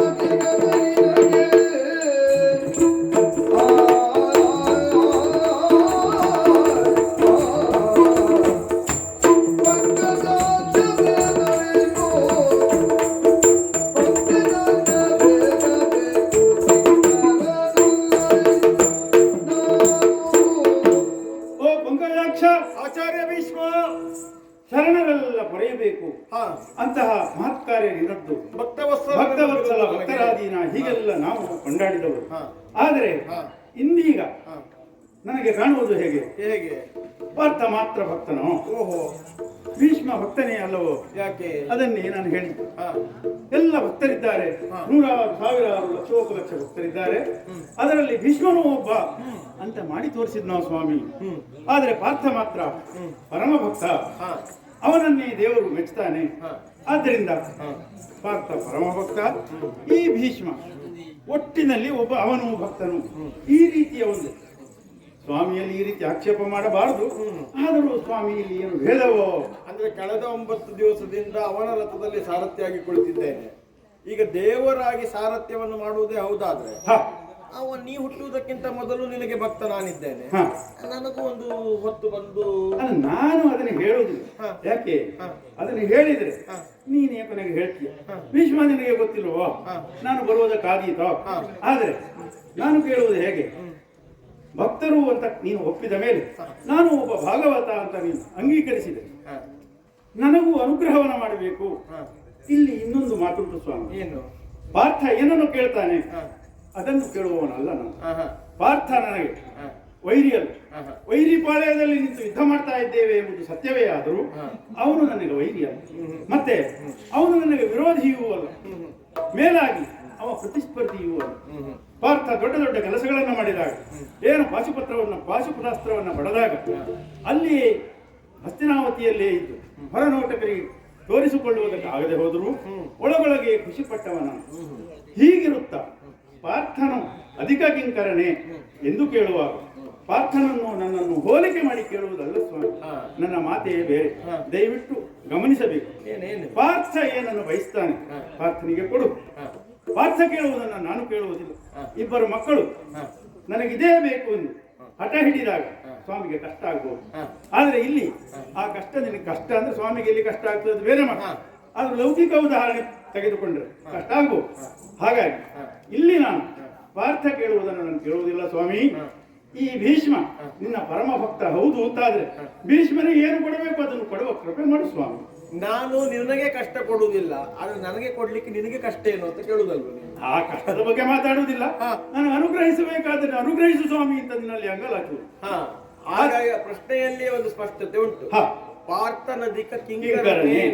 ಹಾಗಾದ್ರೆ ಪಂಕಜಾಕ್ಷ ಭೇದಬೇಕು ಅಂತ. ಈಗ ಪಂಕಜವೇ ಹೌದು ಅಂತಾದ್ರೆ ಎಲ್ಲ ಕಡೆಗಳು ಸರಿಯಾಗಿ ಅದು ತನ್ನದಾದ ದಳ ಅರಳಿಸ್ತದೆ. ಹಾಗೆ ಅರಳಿಸಿ ನಿಂತಹ ಕಮಲ ಆ ದಿಕ್ಕಿಗೊಂದು ಈ ದಿಕ್ಕಿಗೊಂದು ಪಕ್ಷಪಾತ ಮಾಡುವುದಿಲ್ಲ. ಸೂರ್ಯನ ಬೆಳಕೆಲ್ಲುಂಟು ಅಲ್ಲೆಲ್ಲ ಕಡೆಯಲ್ಲಿ ತಿರುಗುತ್ತದೆ. ಆಚಾರ್ಯರೇ, ಒಂದನ್ನು ಸ್ಪಷ್ಟ ಮಾಡಿ ಹೇಳ್ತೇನೆ. ಏನು ಗೊತ್ತುಂಟು? ಒಂದು ಊರಿನಲ್ಲಿ ಇಬ್ಬರು ವ್ಯಕ್ತಿಗಳು 2 ಬೆಳೆ ಬೆಳೆಯುವುದಕ್ಕೆ ತೊಡಗುತ್ತಾರೆ. ಒಬ್ಬ ಆತ ಮಾವಿನ ಬೆಳೆಯನ್ನು ಬೆಳೀತಾರೆ, ಇನ್ನೊಬ್ಬ ಬೇವಿನ ಬೆಳೆಯನ್ನು ಬೆಳೀತಾರೆ. ಆ ಕಾಲಕ್ಕೆ ಒಳ್ಳೆಯ ಮಳೆ ಬರ್ತದೆ. ಮಳೆ ಕಳೆದು ಬಳಿಕ ಮಾವು ನೆಟ್ಟವನ ಮನೆಯಲ್ಲಿ ಮಾವಿನ ಹಣ್ಣು ಆಗುತ್ತದೆ, ಬೇವು ನೆಟ್ಟವನ ಮನೆಯಲ್ಲಿ ಬೇವಿನ ಬೆಳೆ ಬರ್ತದೆ. ಬಿತ್ತಿದ್ದನ್ನೇ ಬೆಳಿಬೇಕು. ಆಗ ಬೇವು ಬೆಳೆದವ ಹೇಳಿದ್ನಂತೆ, ಈ ಸಾರಿ ದೇವರೊಂದು ಮಳೆ ಸುರಿಸಿದ, ಪಕ್ಕದ ಮನೆಯಲ್ಲಿ ಬರೀ ಮಾವಿನ ಹಣ್ಣೆ ಬಂತು, ನಮ್ಮ ಮನೆಯಲ್ಲಿ ಬರೀ ಬೇವಿನ ಗಿಡ ಹುಟ್ಟಿಕೊಳ್ಳುತ್ತು ಅಂತ. ನಾವು ಬೇವು ನೆಟ್ಟಿ ಮಾವು ಬರ್ಲಿಲ್ಲ ಅಂತ ಹೇಳುವುದು ವೇದ ದೇವರು ಮಾಡಿದ್ರಲ್ಲಿ ಅಲ್ಲ, ನಾವು ನೆಟ್ಟಿ. ಯಾಕೆ ಗೊತ್ತುಂಟು? ವೇದ ನನ್ನಲ್ಲ ಆಚಾರ್ಯ.